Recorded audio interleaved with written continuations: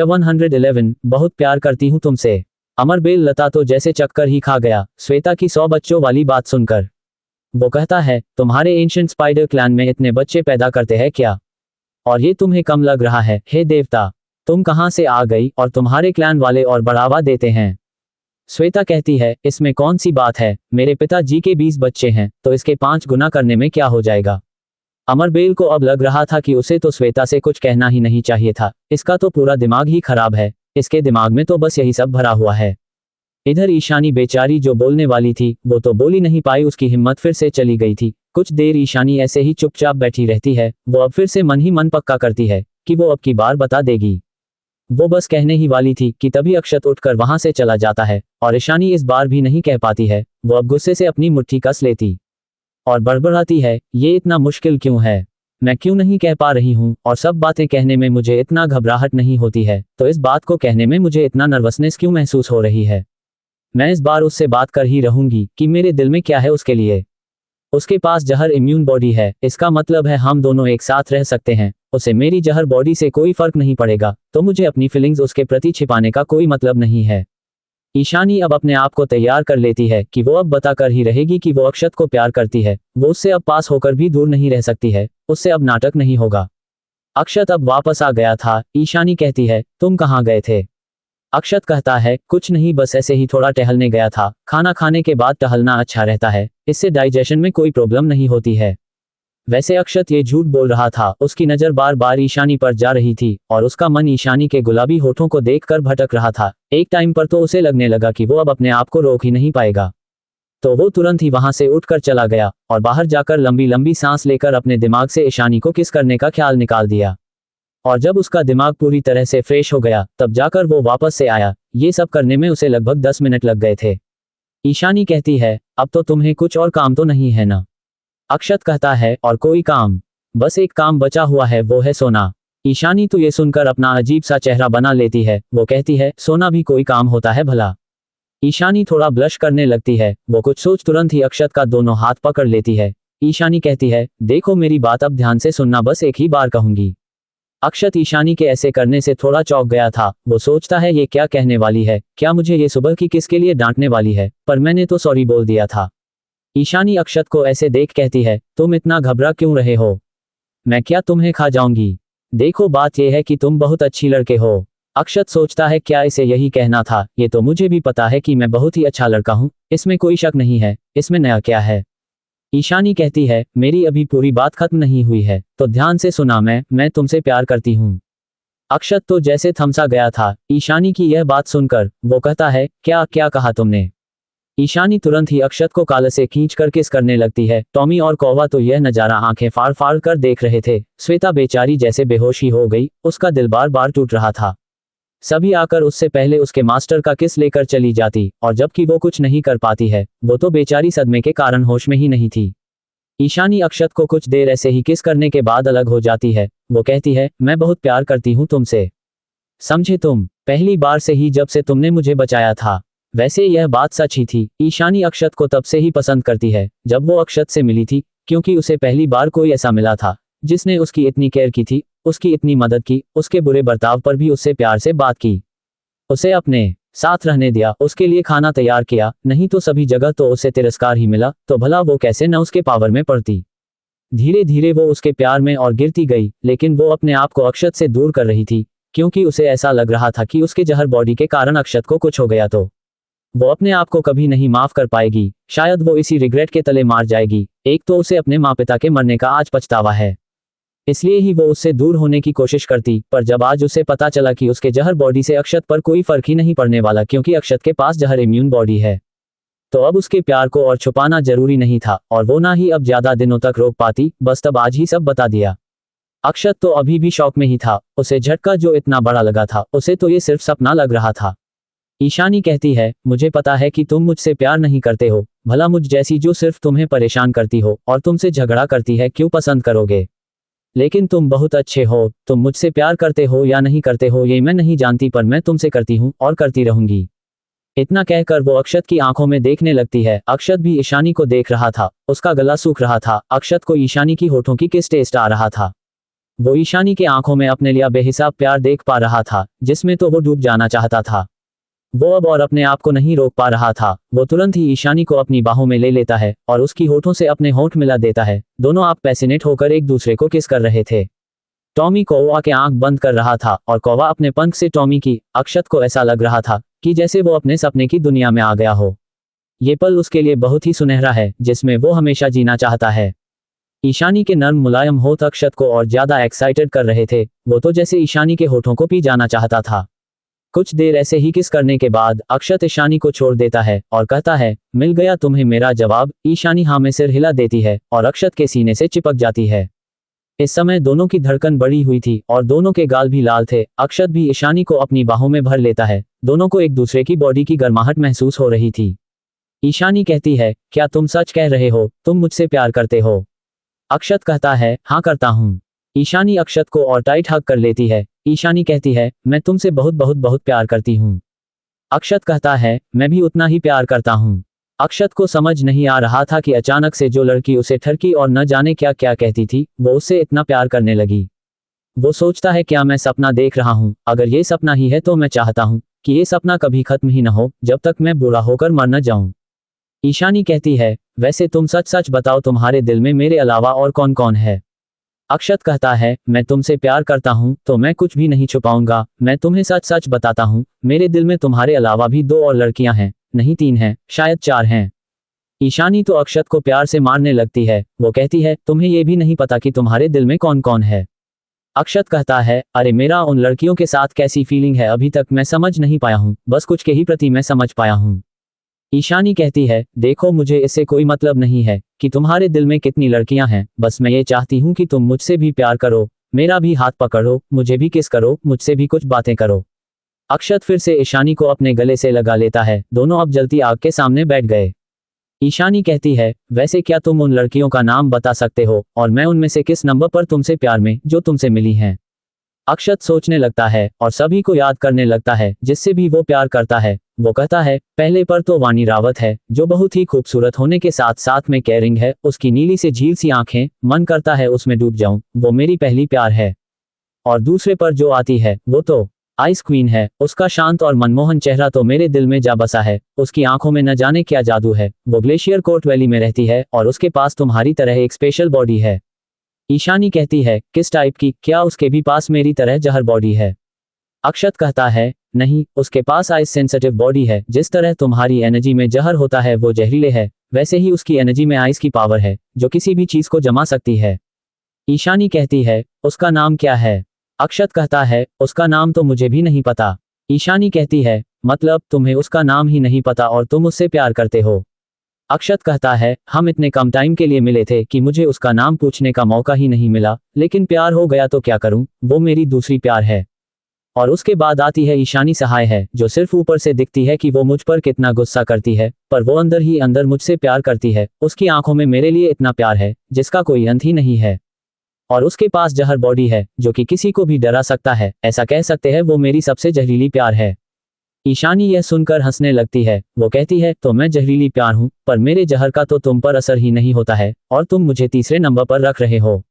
अक्षत बस स्माइल कर देता है। वो कहता है, जब मैंने तुम्हें तुम्हारे रियल बॉडी में देखा तो मेरा दिल तुम पर आ गया। ईशानी को अब वो घटना याद आ जाती है कि कैसे उस समय उसके बॉडी पर से 2 जगह को छोड़कर सारे कपड़े फट गए थे। ये याद आते ही उसका चेहरा शर्म से लाल हो जाता है। वो उसे मारते हुए कहती है, इसका मतलब तुम्हें मेरी बॉडी पसंद आई, तुम ठरकी ही हो। अक्षत कहता है, अरे तुम गलत समझ रही हो, उससे पहले तो मैं तुम्हें एक छोटी बच्ची ही समझता था, तो तुम्हें मैं उस नज़र से नहीं देखता था। ईशानी अब शांत हो जाती है जब उसे अक्षत की बात समझ आ जाती है कि अक्षत उसे छोटी बच्ची की तरह देखता था। वो भला एक छोटी नासमझ लड़की को क्यों अपनी गर्लफ्रेंड बनाएगा, जो बस अपने आप को 18 साल की बता रही थी। किसी को भी वो बस एक पागल लड़की ही लगेगी। 112 फर्स्ट टाइम। अक्षत आगे कहता है, और इसके बाद आती है वामिका शर्मा, जो बहुत ही प्यारी है। उसकी आंखों में सरलता साफ साफ दिखाई देती है, जो अभी कई चीजों में अनजान है। और सबसे ऊपर आती है मेरी मास्टर भूमि, जिनका मैं बहुत सम्मान करता हूँ। उनकी वजह से ही तो मैं ऐसा हूँ, नहीं तो शायद अब तक मर चुका होता। मेरे पास आज जो भी है उनकी वजह से ही है। उन्होंने मुझे वो सब दिया जो एक व्यक्ति को जीने के लिए जरूरत होती है, और साथ में ही उन्होंने मुझे अपना ज्ञान दिया, जिसकी वजह से मेरे लिए कई चीजें आसान हो गई। वो बहुत ही महान हैं, पर मुझे एक बात का दुख है कि वो मुझे बिना पूरी बात बताए ही चली गईं, ये तक नहीं बताया कि हम अब कब मिलने वाले हैं, पर इससे मेरे मन में उनके लिए रिस्पेक्ट कम नहीं होगी। ईशानी कहती है, क्या तुम अपने टीचर को भी अपनी गर्लफ्रेंड बनाओगे? अक्षत कहता है, तुम ये क्या कह रही हो, मैंने कभी उन्हें उसे नज़र से नहीं देखा, मेरे दिल में उनके लिए वैसी फीलिंग नहीं है, मैं बस उनकी रिस्पेक्ट करता हूँ और एक स्टूडेंट की तरह प्यार करता हूँ। मेरे मन में और कोई भावना नहीं है उनके लिए। ईशानी कहती है, वाह क्या बात है, 4 साल लड़कियों को अपने दिल में रखने के बाद कहते हो कि मैं उनके लिए वैसी फीलिंग्स नहीं रखता, वैसे अगर तुम्हें उनसे प्यार हो गया ऐसा वाला तब क्या करोगे? अक्षत तो अब सोच में पड़ जाता है, ऐसा होना तो संभव था, वो खूबसूरत हैं और यंग भी, तो उसका स्टूडेंट वाला प्यार कब बॉयफ्रेंड वाला प्यार हो जाए ये बताया नहीं जा सकता था, क्योंकि उसके दुनिया पृथ्वी पर तो कई कॉलेज के लड़के अपनी प्रोफेसर को पसंद करते थे और कईयों ने तो शादी भी कर ली थी, उसने कई बार ऐसी न्यूज़ सुनी थी। अक्षत कहता है, तो मैं क्या ही कर सकता हूँ, मेरा तो अपने दिल पर कंट्रोल थोड़ी है, वो किसी को भी पसंद कर सकता है, पर मैं तुम्हें ये बता दूं कि मेरा दिल जिन पर भी आता है, ऐसा नहीं है कि वो सब पर आ जाए, लेकिन जिन पर भी आया है, मुझे ना जाने क्यों उनसे एक अलग ही कनेक्शन महसूस होता है, ऐसा लगता है कि जैसे मैं उनसे किसी धागे से जुड़ा हुआ हूँ। उद्धरण चिन्ह। ईशानी कहती है, नहीं तुम धागे से नहीं रस्सी से जुड़े हुए हो। इतना कहकर ईशानी फिर से अक्षत को किस करने लगती है, अक्षत भी अब उसे किस करना शुरू कर देता है, वो दोनों एक दूसरे को ऐसे ही किस कर रहे थे, मानो कई दिनों के प्यासे हों और अब जाकर वो अपनी प्यास बुझा रहे हों। अक्षत अब ईशानी की ओर जाता जा रहा था, ईशानी पीछे होते जा रही थी और अब वो जमीन पर लेट गई थी और अक्षत उसके ऊपर, पर दोनों ने किस करना बंद नहीं किया था। ईशानी टर्न लेकर अब अक्षत के ऊपर आ जाती है, दोनों तो एक दूसरे को किस करने में इतना बिजी हो गए थे कि उन्हें ध्यान ही नहीं था कि वो दोनों बाहर हैं और उन दोनों को टॉमी और बाकी के सब देख रहे हैं। तभी ईशानी को कुछ महसूस हुआ, वो तुरंत ही दूर हो गई, उसका चेहरा पूरा लाल पड़ गया था, वो कहती है, यह क्या है? अक्षत भी अब शर्माने लगा, वो कहता है, कुछ नहीं, बस मैं एक्साइटेड हो गया था, ऐसा तो लड़कों के साथ में नॉर्मल है। ईशानी कहती है, अच्छा मैं समझ गई, वैसे क्या तुम वो करना चाहते हो तो हम कर सकते हैं, मुझे कोई दिक्कत नहीं है। ये सुनकर तो अक्षत का गला ही सूख गया, उसके दिमाग में न जाने क्या क्या चल रहा था, उसे समझ नहीं आ रहा था कि वो हाँ करें या फिर ना करें। उसका दिल जोर जोर से धक धक कर रहा था, वो बहुत ही नर्वस हो गया था। उसे ऐसे सोचते देख ईशानी सोचती है, क्या ये मेरे सामने अच्छा बनने का नाटक कर रहा है? सब जानती हूँ मन में ये सुनकर लड्डू फूट रहे हैं। ईशानी कहती है, देखो ये मौका बार बार नहीं आएगी मेरी तरफ से। अक्षत अपने अंदर जोश भरते हुए कहता है, ठीक है करते हैं। इतना कहकर वो ईशानी को झट से अपनी बाहों में उठा लेता है और घर में लेकर चला जाता है और साथ में दरवाजे पर लॉक लगा देता है। ईशानी सोचती है, जब ये इतना एक्साइटेड है तो ऐसे सोचने में टाइम क्यों लगा रहा था, पागल कहीं का। अक्षत ईशानी को लेकर कमरे में आते ही साउंड सीलिंग फॉर्मेशन एक्टिव कर देता है ताकि कोई भी आवाज बाहर न जाए, नहीं तो कुछ लोग सिर्फ आवाज सुनकर एक्साइटेड हो जाएंगे। अक्षत बिना टाइम वेस्ट किए ईशानी के होठों को किस करना शुरू करता है, वो उसे ऐसे किस कर रहा था मानो वो ईशानी के होठों को पी जाना चाहता हो। वो ईशानी के बालों में से उसके हेयर पिन को निकाल देता है जिससे ईशानी के पूरे बाल खुल गए थे। अक्षत तो अब ईशानी के गर्दन को चूमने लगता है जिससे ईशानी की रोंगटे खड़े हो रहे थे। अक्षत की गर्म सांसें ईशानी की बॉडी को जब जब छूती वो और भी एक्साइटेड हो जाती। अक्षत पहले तो अपना हाथ ईशानी के शर्ट के भीतर डाल देता है और उसके पीठ को सहलाने लगता है, वो अब ईशानी की शर्ट को ओपन करने लगता है। ईशानी भी ऐसा ही कर रही थी। ईशानी अक्षत से धीरे से कहती है, प्लीज देखना मत, मुझे शर्म आ रही है। अक्षत कहता है, तुम अपनी आंखें बंद कर लो तो तुम्हें शर्म नहीं आएगी। दोनों के चेहरे लाल हो चुके थे। अक्षत ईशानी के गर्दन को चूमते हुए उसके कंधे तक आ गया था। इस समय ईशानी की बॉडी से एक मदहोश कर देने वाली जहर निकल रही थी। हालांकि यह अक्षत पर असर नहीं कर रही थी, पर उसकी खुशबू अक्षत को और एक्साइट जरूर कर रही थी। वो ईशानी को किस करते ही जा रहा था। ईशानी भी जैसे एकदम मदहोश होती जा रही थी। अक्षत अब ईशानी को उठा लेता है और जगह जगह उसके बॉडी को प्रेस कर रहा था। अक्षत फिर से ईशानी के होठों को किस करना शुरू कर देता है। वो अब ईशानी को बेड पर लेकर आ जाता है और ईशानी के कानों को चबाना शुरू कर देता है। ईशानी का चेहरा पूरा लाल हो गया था। तभी ईशानी की आंखें बड़ी हो जाती है, उसके मुंह से आवाज निकलती कि अक्षत उसे किस करना शुरू कर देता है। दोनों अब एक दूसरे में खो गए थे। ईशानी ने अक्षत को न जाने कहां कहां नाखून के निशान दिए और साथ में लव बाइट भी दे दिया। कुछ देर बाद जब दोनों ही थक चुके थे तब दोनों रुक जाते हैं। ईशानी अक्षत को चमचमाती आंखों से देख रही थी। वो उसे कडल करते हुए कहती है, कैसा लग रहा है तुम्हें? अक्षत ईशानी को अपनी बाहों में कसते हुए कहता है, मेरी छोड़ो, अपनी बताओ। ईशानी अब शर्मा जाती है। ईशानी कहती है, ये हम दोनों का पहली बार था तो ये बहुत अच्छा था। अक्षत ईशानी के माथे पर किस करता है। ईशानी कहती है, मैं तुमसे बहुत प्यार करती हूँ अक्षत। बहुत प्यार करती हूँ। अक्षत कहता है, मैं भी बहुत प्यार करता हूँ तुमसे। इतना कहकर वो ईशानी के चिन पर हाथ रखता है और उसके चेहरे को देखने लगता है। अक्षत की नजर उसके गर्दन से नीचे जाती है तो ईशानी कहती है, उस तरफ मत देखो, मुझे शर्म आ रही है, बस तुम मेरी आंखों में देखो। अक्षत सोचता है इतना सब होने के बाद भी इसे शर्म आ रही है। अक्षत अब उसके होठों को देखता है तो उसकी हार्टबीट बढ़ जाती है। ईशानी की बॉडी उसके बॉडी से लगी हुई थी जिससे उसके अंदर फिर से हार्मोन एक्टिव हो जाते हैं और उसे गर्मी लगने लगा। वो ईशानी को किस करने लगता है। वो अब ईशानी के गर्दन को किस करने लगता है जिससे ईशानी के रोंगटे खड़े होने लगे थे। ईशानी के बालों की खुशबू ने अक्षत को मदहोश करना शुरू कर दिया था। उसकी सारी थकान अब खत्म हो चुकी थी। वो ईशानी के कान में बड़े ही सेडिक्टिव आवाज में कहता है, फिर से शुरू करते हैं। ये सुनकर तो ईशानी का पूरा चेहरा ही लाल हो जाता है। उसे तो समझ ही नहीं आया कि अभी ये लड़का थक गया था, फिर से इतनी जल्दी कैसे चार्ज हो गया। अक्षत की गर्म सांसें जब जब उसकी बॉडी को छू रही थी तो उसके शरीर में एक कर्ट सा दौड़ जाता। अक्षत अब ईशानी के गर्दन को चूमना शुरू कर चुका था। उसने ईशानी के हाँ बोलने का भी इंतजार नहीं किया। अक्षत ईशानी के चेस्ट को प्रेस कर रहा था जिससे ईशानी और भी ज्यादा मदहोश हो रही थी। तभी ईशानी की आंखें बड़ी हो जाती हैं, उसके मुंह से आह निकलती है तो अक्षत अब उसके होठों को किस करना शुरू कर देता है। ईशानी ने अक्षत के पीठ में अपने नाखून गड़ा दिए थे पर अक्षत को महसूस ही नहीं हुआ, वो तो बस खोया हुआ था। कुछ देर बाद जब अक्षत थककर चूर हो जाता है तो वो ईशानी के ऊपर ही सो गया था। उसका चेहरा ईशानी के सीने में घुसा हुआ था। ईशानी उसे अपने ऊपर से नहीं हटाती है क्योंकि इस समय उसके पास इतनी ताकत नहीं बची थी कि वो अक्षत को अपने ऊपर से हटा भी पाती। ऊपर से उसको काफी दर्द हो रहा था। एक तो यह उसका पहली बार था पर फिर भी उसे बहुत अच्छा महसूस हो रहा था। कुछ देर बाद उसे काफी दर्द होने लगा। उस समय तो वो भी प्यार में बिजी थी तो उसे उतना दर्द नहीं हो रहा था, पर अब तो हो रहा है। उसे नींद नहीं आ रही थी। अक्षत अब उसके ऊपर से हट जाता है। वो अपनी करवटें बदल रहा था। ईशानी अब अपने दर्द को अपने दिमाग से बहलाने के लिए अक्षत की तरफ मुड़ जाती है और उसे देखने लगती है। इस समय अक्षत छोटे बच्चों की तरह आंखें बंद करके सो रहा था। वो बहुत ही प्यारा लग रहा था। ईशानी उसे देख मुस्कुराने लगती है। वो उसके माथे पर किस करती है और फिर उसके गालों पर इससे भी उसका मन नहीं भरता है तो वो उसके होठों पर भी किस करती है। वो कहती है, तुम सोते हुए कितने प्यारे और हैंडसम लगते हो, मन करता है कि तुम्हें ऐसे ही देखती रहूं। ईशानी अक्षत के सिर को सहलाने लगती है। अक्षत तो बड़ी ही गहरी नींद में था। वो आज इतना थक जो गया था, आखिर इतना मेहनत जो उसे करना पड़ा था। ईशानी उसे ऐसे ही प्यार भरी नजर से देखती रहती है और उसे सहलाती रहती है। वो अब उसके सीने में अपना चेहरा छिपा लेती है। ईशानी कहती है, मैं ये दिन कभी नहीं भूलूंगी, मैं तुम्हें हमेशा प्यार करती रहूंगी। आज से मैं तुम्हें अपना बनाती हूँ। मैं अब तुम्हारी हूँ और तुम मेरे भी हो। मुझे तुमसे पूछना था, तुम इतने अच्छे क्यों हो? भला कोई इतना अच्छा कैसे हो सकता है? मैंने तुम्हें पता नहीं कितनी बार हर्ट किया, लेकिन तुम फिर भी मेरी मदद करते रहे, मेरी चिंता करते रहे, मेरे लिए नागपुर एकेडमी में एडमिशन सीट बुक कर लिया।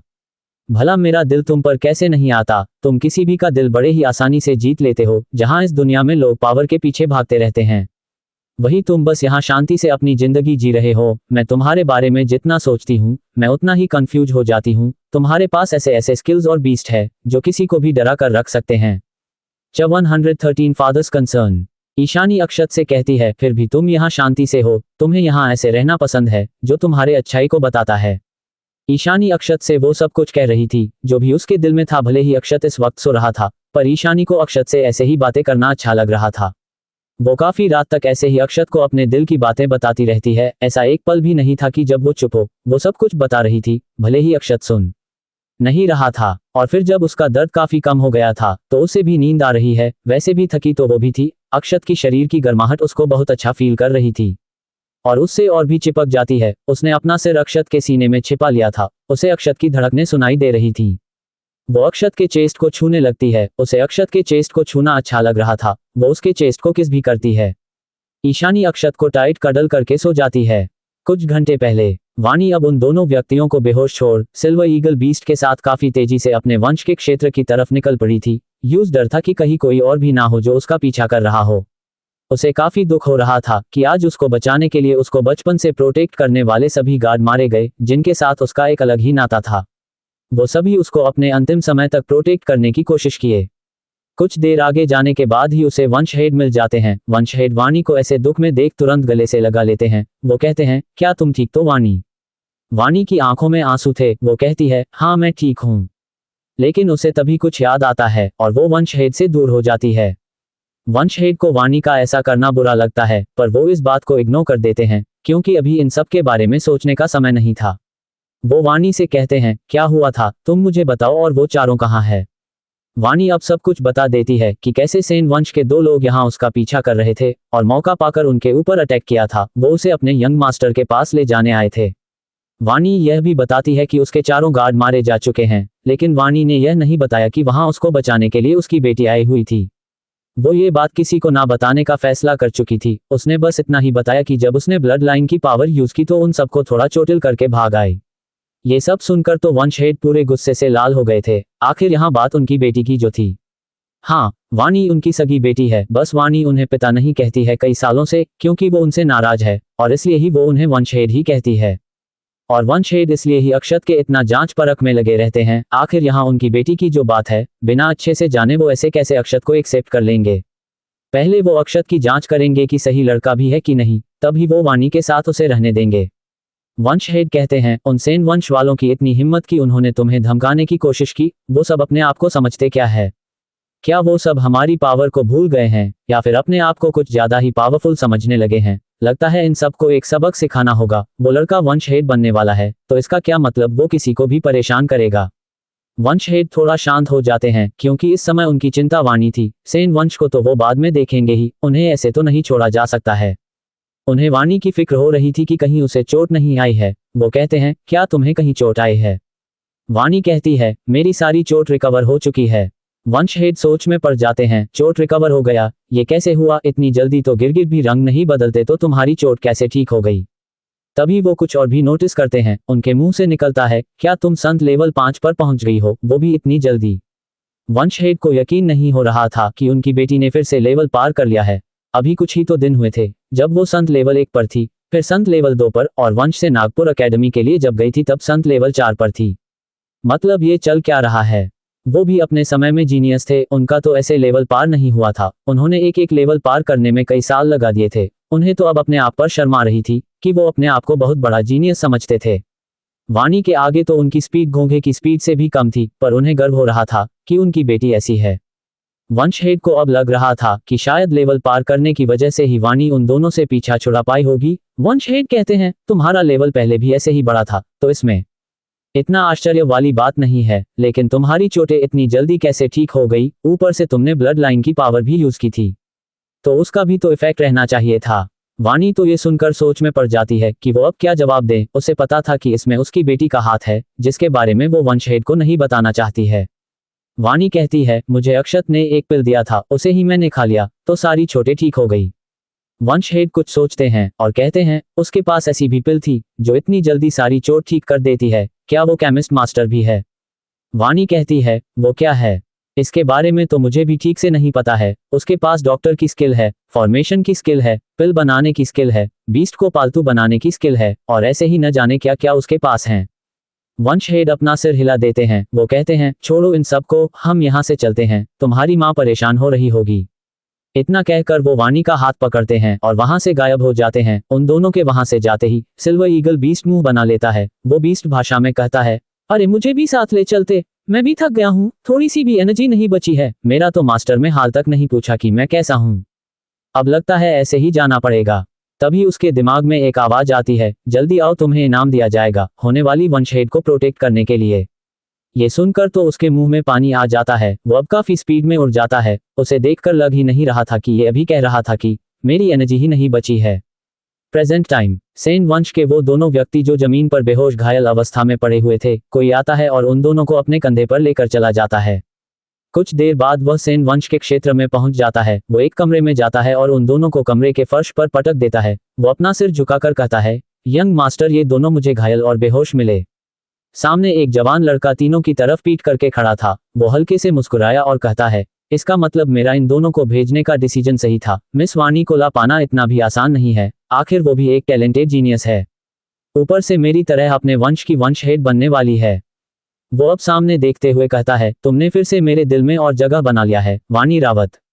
उसके सामने वाणी की बड़ी सी तस्वीर लगी हुई थी। वो लड़का कहता है, तुम्हें कुछ पता चला वाणी के बारे में कि वो इतने समय से कहाँ थी और अचानक से अपने वंश में कैसे आ गई?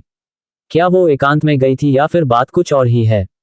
वो आदमी अपनी घुटने पर आकर कहता है, यंग मास्टर, मुझे जो जानकारी मिली है शायद आपको उससे गुस्सा भी आ सकता है। वो लड़का कहता है, तुम बेझिझक कहो। वो आदमी कहता है, मिस वानी इतने समय से स्पीति वैली के एक ब्रोथल हॉल की हॉल मास्टर थी, लेकिन उनका नाम किसी को भी वहां नहीं पता है। ये सुनकर तो उस लड़के की आंखें सिकुड़ जाती है। वो कहता है, ब्रोथल हॉल की हॉल मास्टर? रावत वंश की राजकुमारी एक ब्रोथल हॉल में थी, तो वो वहां क्या काम करती थी? सिंगिंग, डांसिंग या फिर दूसरे मर्दों के साथ? वो आदमी कहता है, वो इनमें से कोई काम नहीं करती थी। वो तो बस अपने कस्टमर के साथ बैठकर दो चार बातें करती थी। उन्हें छूने की परमिशन किसी को भी नहीं थी, यहाँ तक कि ब्रोथल हॉल की लड़कियों को भी नहीं। लेकिन तब भी लोग उनकी खूबसूरती देखने के लिए लाखों सिक्के देते थे। वो लड़का हंस पड़ता है। वो कहता है, उसकी खूबसूरती ने ही तो मुझे भी पागल कर दिया है, तो सामान्य लोगों की तो बात ही छोड़ दो। वो आदमी कहता है, और यह भी सुनने में आया है कि। इतना कहकर वो आदमी रुक गया, तो वो लड़का कहता है, क्या हुआ? तुम रुक क्यों गए, आगे बोलो। वो आदमी कहता है, सुनने में आया है कि उनका एक 19 से 20 साल के लड़के के साथ प्यार भी है। हम उस लड़के का बैकग्राउंड और उसके बारे में पता लग रहे। वो अभी इतना ही कह पाया था कि तभी उसे किसी चीज के टूटने की आवाज सुनाई देती है। वो सामने देखता है तो उस लड़के ने अपने हाथ में लिया चाय का कप तोड़ दिया था। उसके हाथ से अब ब्लड आ रहा था। वो आदमी तुरंत उसके पास जाने लगता है, तो वो लड़का कहता है, दूर रहो मुझसे। मुझे उस लड़के के बारे में जानकारी लाकर दीजिए, जरा मैं भी तो देखूं कि आखिर वो लड़का है कौन, जिसने मिस वानी का दिल जीत लिया। क्या वो मिस वानी को डिजर्व भी करता है? अगर नहीं करता है तो मैं उसे खत्म कर दूंगा। तब तो मिस वानी को मुझसे शादी करनी पड़ेगी। वो लड़का कहता है, उन दोनों को होश में लाओ। वो आदमी अब उन दोनों बेहोश और घायल पड़े व्यक्तियों को अपनी एनर्जी देकर होश में लाता है। वो दोनों जैसे ही होश में आते हैं तो अपने आप को एक कमरे में पाते हैं। दोनों राहत की सांस लेते हैं कि जिंदा हैं, लेकिन जैसे दोनों अपने सामने अपने यंग मास्टर को देखते हैं जो उनकी तरफ पीठ करके खड़ा था, दोनों घबरा जाते हैं। वो आदमी कहता है, अब तुम दोनों सारी बात बताओ जो भी वहां हुआ था। वो दोनों व्यक्ति रेटू तोता की तरह सब कुछ बता देते हैं, जो भी कुछ उन्होंने महसूस किया और देखा था। वो लड़का अब सोच में पड़ जाता है। टाइम मैनिपुलेशन की पावर और बिना सामने आए ही इन दोनों की ऐसी हालत कर देना, इसका मतलब वो काफी ज्यादा पावरफुल थी। हो सकता है कि मिस वानी को कोई टीचर मिल गई हो। इंटरेस्टिंग। अब से मुझे मिस वानी को परेशान नहीं करना चाहिए, मुझे उस लड़के पर ध्यान देना चाहिए। पर फिर भी सोचने वाली बात है कि इतना पावरफुल महिला वानी को मिल कहां से गई। ऐसे में तो रावत वंश और भी पावरफुल बन जाएगा। 114 ईशानी लीव्स अक्षत। सेन वंश का यंग मास्टर सोच में पड़ गया था। उन दोनों व्यक्तियों की बातें सुनकर उसे समझ नहीं आ रहा था कि आखिर वो महिला थी कौन जिसने वानी की मदद की। आधी रात में ईशानी की आंखें खुल जाती है। वो अब बेड से उठ जाती है। वो अक्षत को देखते हैं और मुस्कुराने लगती है। वो अपने कपड़े पहन लेती है। हालांकि वो सही से खड़ी भी नहीं हो पा रही थी, लेकिन वो चलती हुई जाती है और रिकवरी पिल खा लेती है, जिससे उसका दर्द अब एकदम खत्म हो चुका था। वो कहती है, ये प्यार भरा दर्द भी तुमने दिया है और उसके लिए से प्यार भरा रिकवरी पिल भी दिया है। उस अब अक्षत पर बहुत प्यार आ रहा था। ईशानी अपने गले से एक लॉकेट उतार कर अक्षत को पहना देती है। वो कहती है, यह मेरी तरफ से तुम्हारे लिए, इसे मेरी माँ ने दिया था मुझे और अब मैं तुम्हें दे रही हूँ। इतना कहकर वो अक्षत की सिर पर किस करती है और उसके होठों पर भी। अगली सुबह अक्षत आज थोड़ा देर से उठा। वो जब उठा तो उसके चेहरे पर बड़ी सी स्माइल थी। वो अपने बगल बेड पर देखता है तो ईशानी नहीं थी। अक्षत कहता है, ये उठ गई, जरूर कहीं शर्मा रही होगी। अक्षत अपने बेड से उठकर कपड़े पहनता है। आज उसके चेहरे पर एक अलग ही चमक थी, मानो उसने बहुत बड़ा कुछ हासिल कर लिया हो। उसके चेहरे पर एक बड़ी मुस्कुराहट उसकी खुशी को बता रही थी। अक्षत कहता है, आज से मेरी लाइफ की अलग ही शुरुआत है। अब लग रहा है कि मेरी जिंदगी मस्त है। अब तो मैं आराम से शांति से मर भी सकता हूँ। मैं आखिर वो कर लिया जिसके की बिना मैं मरना नहीं चाहता था। वो अब बाहर आता है और बाहर ईशानी को ढूंढने लगता है। टॉमी और कौवा अक्षत को ही देख रहे थे। उन्हें भी अक्षत आज बहुत खुश लग रहा था। अक्षत टॉमी और कौवे को सहलाता है। सब सही था, बस श्वेता को काफी जलन हो रही थी ईशानी से। करना तो वो चाहती थी पर कर लिया किसी और ने। अक्षत देखता है कि बाहर ईशानी नहीं है। वो खेतों में भी जाकर देखता है तो घर के पीछे के खेत में भी ईशानी नहीं थी। वो अब घर के दरवाजे के बाहर आकर सोचने लगता है, वो कहाँ गई होगी? कहीं वो नहा तो नहीं रही है? तो क्या मुझे उसे नहाते वक्त देखना चाहिए? नहीं, मुझे ऐसा नहीं करना चाहिए। वो पहले से ही इतना शर्मा रही थी, तो उसे अगर मैं देखूंगा तो और भी शर्मा जाएगी, लेकिन तब उसका शर्म से लाल पड़ा चेहरा देखने में मजा आएगा।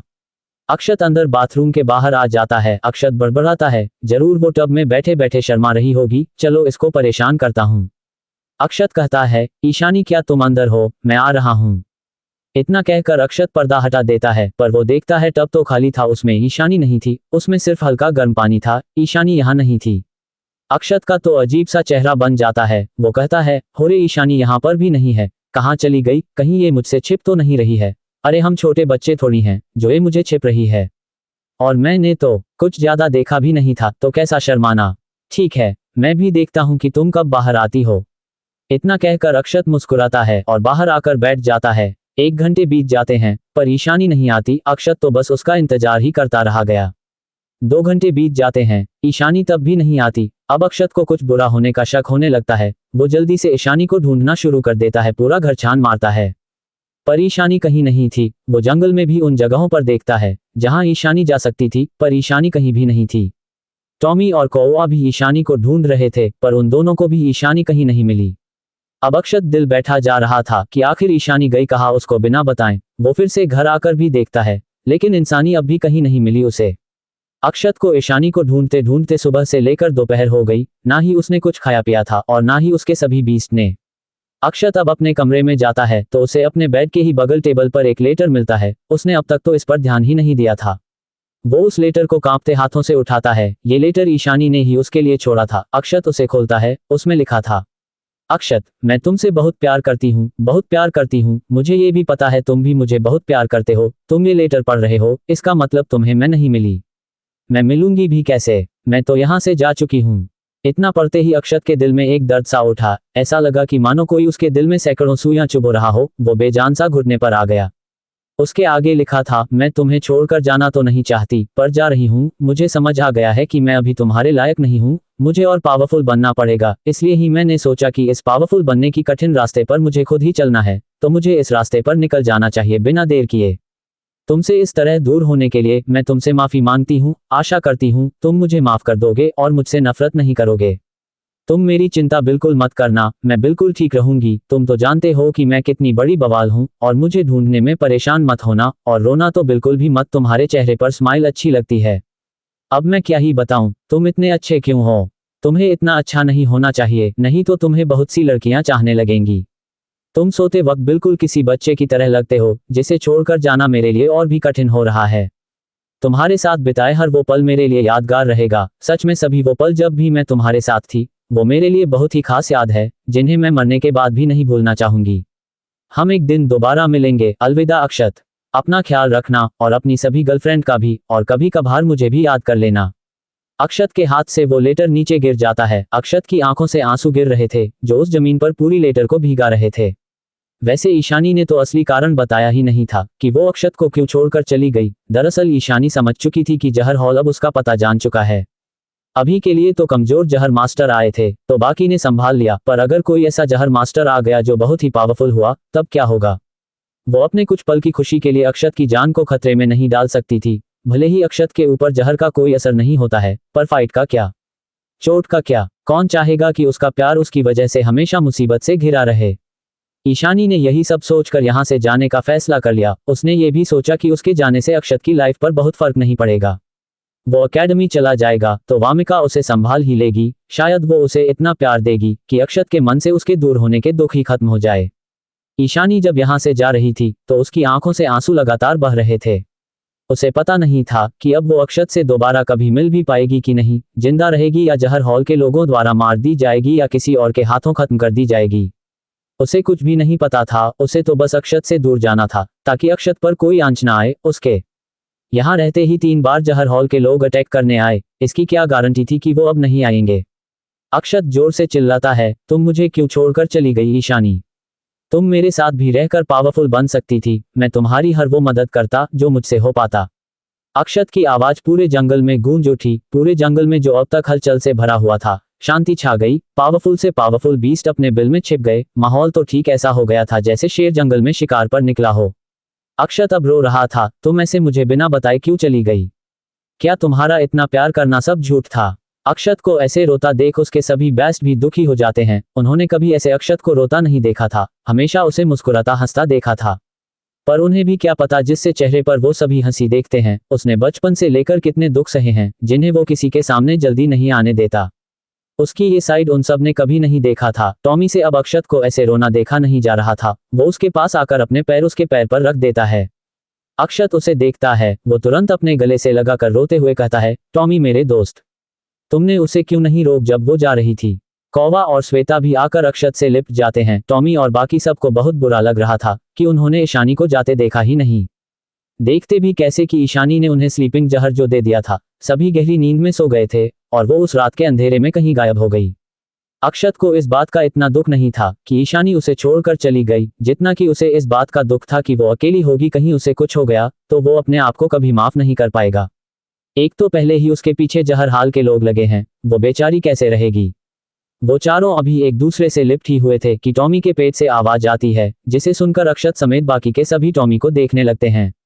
अब टॉमी बेचारा शर्मा जाता है, ये तो स्वाभाविक था, सुबह से कुछ नहीं खाया था तो फिर पेट से आवाज तो आएगी ही। कौवा और श्वेता तो इतनी छोटे हैं कि उनको ज्यादा खाने की जरूरत भी नहीं है। श्वेता एक मकड़ी बीस्ट है जो बिना खाए ही 10 से 15 साल रह सकती है, पर टॉमी थोड़ी रह सकता था। और रही बात अक्षत की, तो वो बेचारा अभी जिस कंडीशन में था, उसे भूख लगी है कि प्यास ये भी नहीं पता चल रहा था। उसकी भूख प्यास तो अब मार चुकी थी। अक्षत टॉमी और बाकियों के लिए खाना बना देता है और मार्केट की तरफ निकल पड़ता है। बाकी की तीनों जैसे ही खाना खाते हैं तो उनकी आंखों से अपने आप ही आंसू निकल रहे थे, जिन्हें वो कंट्रोल नहीं कर पा रहे थे। शायद खाने में अक्षत का दुख दर्द भी मिर्ची पाउडर के रूप में मिल गया था, जिसे कि उनकी आंखें सहन ही नहीं कर पा रही थी। अक्षत बिना किसी एक्सप्रेशन के मार्केट की तरह बढ़ रहा था। उसे कुछ नहीं पता था कि वो किस ओर जा रहा है और क्यों जा रहा है। उसके चलने से बस उसके बैग से सिक्के के खनखने की आवाज आ रही थी। वहां से दो लगभग 25 साल की लड़के गुजर रहे थे जो अक्षत को ऐसे देख रहे थे। वो दोनों अब आंखों ही आंखों से इशारा करते हैं और दोनों अचानक से अक्षत के सामने आ जाते हैं। दोनों अब उसे खंजर दिखाकर कहते हैं, चल बे लड़के, अपने सारे पैसे दे दे। अक्षय बिना कुछ कहे बिना डरे अपना बैग ही उन्हें पूरा दे देता है। वो दोनों तो ये देखकर शॉक में चले गए कि ये क्या हुआ। आज तक तो ऐसा कभी नहीं हुआ था कि कोई उन्हें बिना ज्यादा डराए और धमकाए और बिना कुछ बोले सब कुछ दे दे। ये बात अब उन्हें हजम नहीं हो रही थी। मतलब उन दोनों ने सोचा था कि वो दोनों अभी बड़ी बड़ी फेंकेंगे कि उन्होंने इतने लोगों को मारा है, जिससे ये लड़का डर जाएगा और थर थर कांपने लगेगा। पर उसने तो उन्हें अपनी डायलॉग बाजी का मौका ही नहीं दिया। ये बात अब उन दोनों के ईगो पर आ गई थी। जब सभी ऐसे ही उन्हें इतनी जल्दी अपना सारा पैसा दे देंगे तो उन्हें इतना कुछ सीखने का क्या फायदा। अरे उनकी बिरादरी के डाकू तो उन दोनों पर हंसेंगे कि दोनों तो एक लड़के के अंदर थोड़ा सा भी डर तक पैदा नहीं कर पाए। 115 सबको रुला दिया। बात अब उन दोनों लड़कों के ईगो पर आ गई थी, तो वो अब इसे ऐसे ही नहीं जाने दे सकते थे। वो दोनों कहते हैं, ओ ए रुक। अक्षत रुक जाता है। दोनों अब उसके पास आकर उसके चेहरे को देखते हैं, जिस पर कोई भी भाव नहीं था और डर का कोई नामो निशान नहीं था। अब तो उन्हें अपने आप पर शक हो रहा था कि क्या वो सच में लुटेरे हैं। कहीं उनकी इस करियर की पढ़ाई और डिग्री नकली तो नहीं है। जब वो एक मासूम से लड़के को नहीं डरा पा रहे हैं तो क्या खाक वो लुटेरे हैं। वो अब आगे प्रमोट होकर डाकू कैसे बनेंगे। जब उनका इंटरव्यू होगा तो वो अपने सीनियर डाकू को क्या जवाब देंगे। अब बात यहाँ उनके प्रोफेशन पर आ गई थी और बाप दादाओं ने कहा है प्रोफेशन में हमेशा सीरियस रहा चाहिए। अक्षत के चेहरे पर डर तो नहीं था, पर आंखों में आंसू था। ऐसा लग रहा था बस वो बाहर ही आ जाएगा। दोनों ये देख समझ गए कि अक्षत गहरे दुख में है। वो कहते हैं, तू ठीक तो है? तूने हमें ऐसे ही सब दे दिया, क्या बात है। अक्षत अभी भी चुप रहता है तो एक लड़का कहता है, क्या हुआ भाई, तेरी गर्लफ्रेंड तुझे छोड़कर चली गई क्या। ये सुनते ही अक्षत उसे देखने लगता है और उसकी आंखों से आंसू बाहर आ जाते हैं। दोनों लड़के अब समझ गए कि आखिर बात क्या है। दोनों कहते हैं, ओ यार, ये तो बहुत बुरा हुआ, हम तेरी दुख को समझ गए। ले भाई अपना पैसा पकड़, तुझे हम नहीं लूटने वाले, तू तो अपना ही बंदा है, चल हमारे साथ चल, हम तेरे गम को भुलाने में मदद करते हैं। अक्षत अब उन दोनों के साथ साथ चल पड़ता है। दोनों अब अक्षत को लेकर एक मधुशाला में आते हैं और एक बड़ी वाली शराब मांगते हैं। दोनों लड़के अपने अपने ग्लास में शराब लेते हैं और अक्षत की भी ग्लास में शराब डाल देते हैं। अक्षत शराब नहीं पीता था और वो इसे अच्छा भी नहीं मानता है, क्योंकि उसने अपनी दुनिया में देखा है कि लोग नशे में क्या क्या कर देते हैं, जिनका उन्हें बाद में बहुत पछतावा होता है। लेकिन वो तब भी पी लेता है, क्योंकि उसे जो दुख था शायद इससे कम जरूर हो सकता था। वो दोनों कहते हैं, भाई तुझे जितनी पीनी है पी ले, पैसे हम दे देंगे, इससे तेरा दुख तो खत्म नहीं होगा, लेकिन थोड़ा कम जरूर हो जाएगा। अक्षत ने काफी शराब पी ली। वो पूरा नशे में था। नशे की वजह से उसका पूरा चेहरा भी लाल हो गया था। वो तो अब सही से खड़ा भी नहीं हो पा रहा था। उसे तो अब यकीन हो रहा था कि दुनिया घूमती है और वो तारों का चक्कर लगाती है। वो अब महसूस कर पा रहा था, क्योंकि उसका सिर जो घूम रहा था।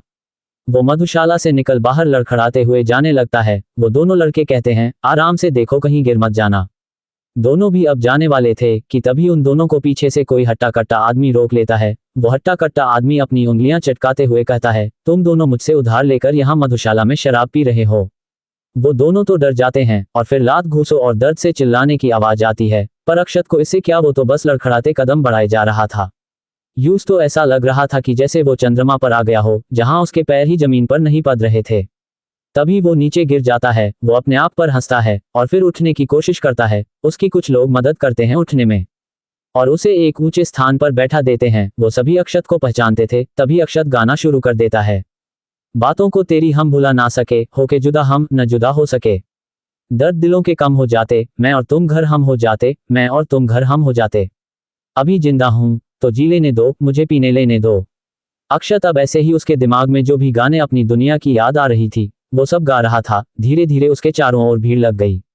सभी की आंखों में आंसू थे। कुछ तो रो रहे थे अपने मुंह पर हाथ रखकर, क्योंकि अक्षत अरिजीत सिंह के सैड गाने जो गा रहा था, जो उसके दिल की गहराइयों से निकल रहा था, जिसमें एक दर्द था, ऊपर से उसने सिंगिंग में मास्टरी की है, इसकी वजह से वो गाने और भी जीवंत लग रहे थे।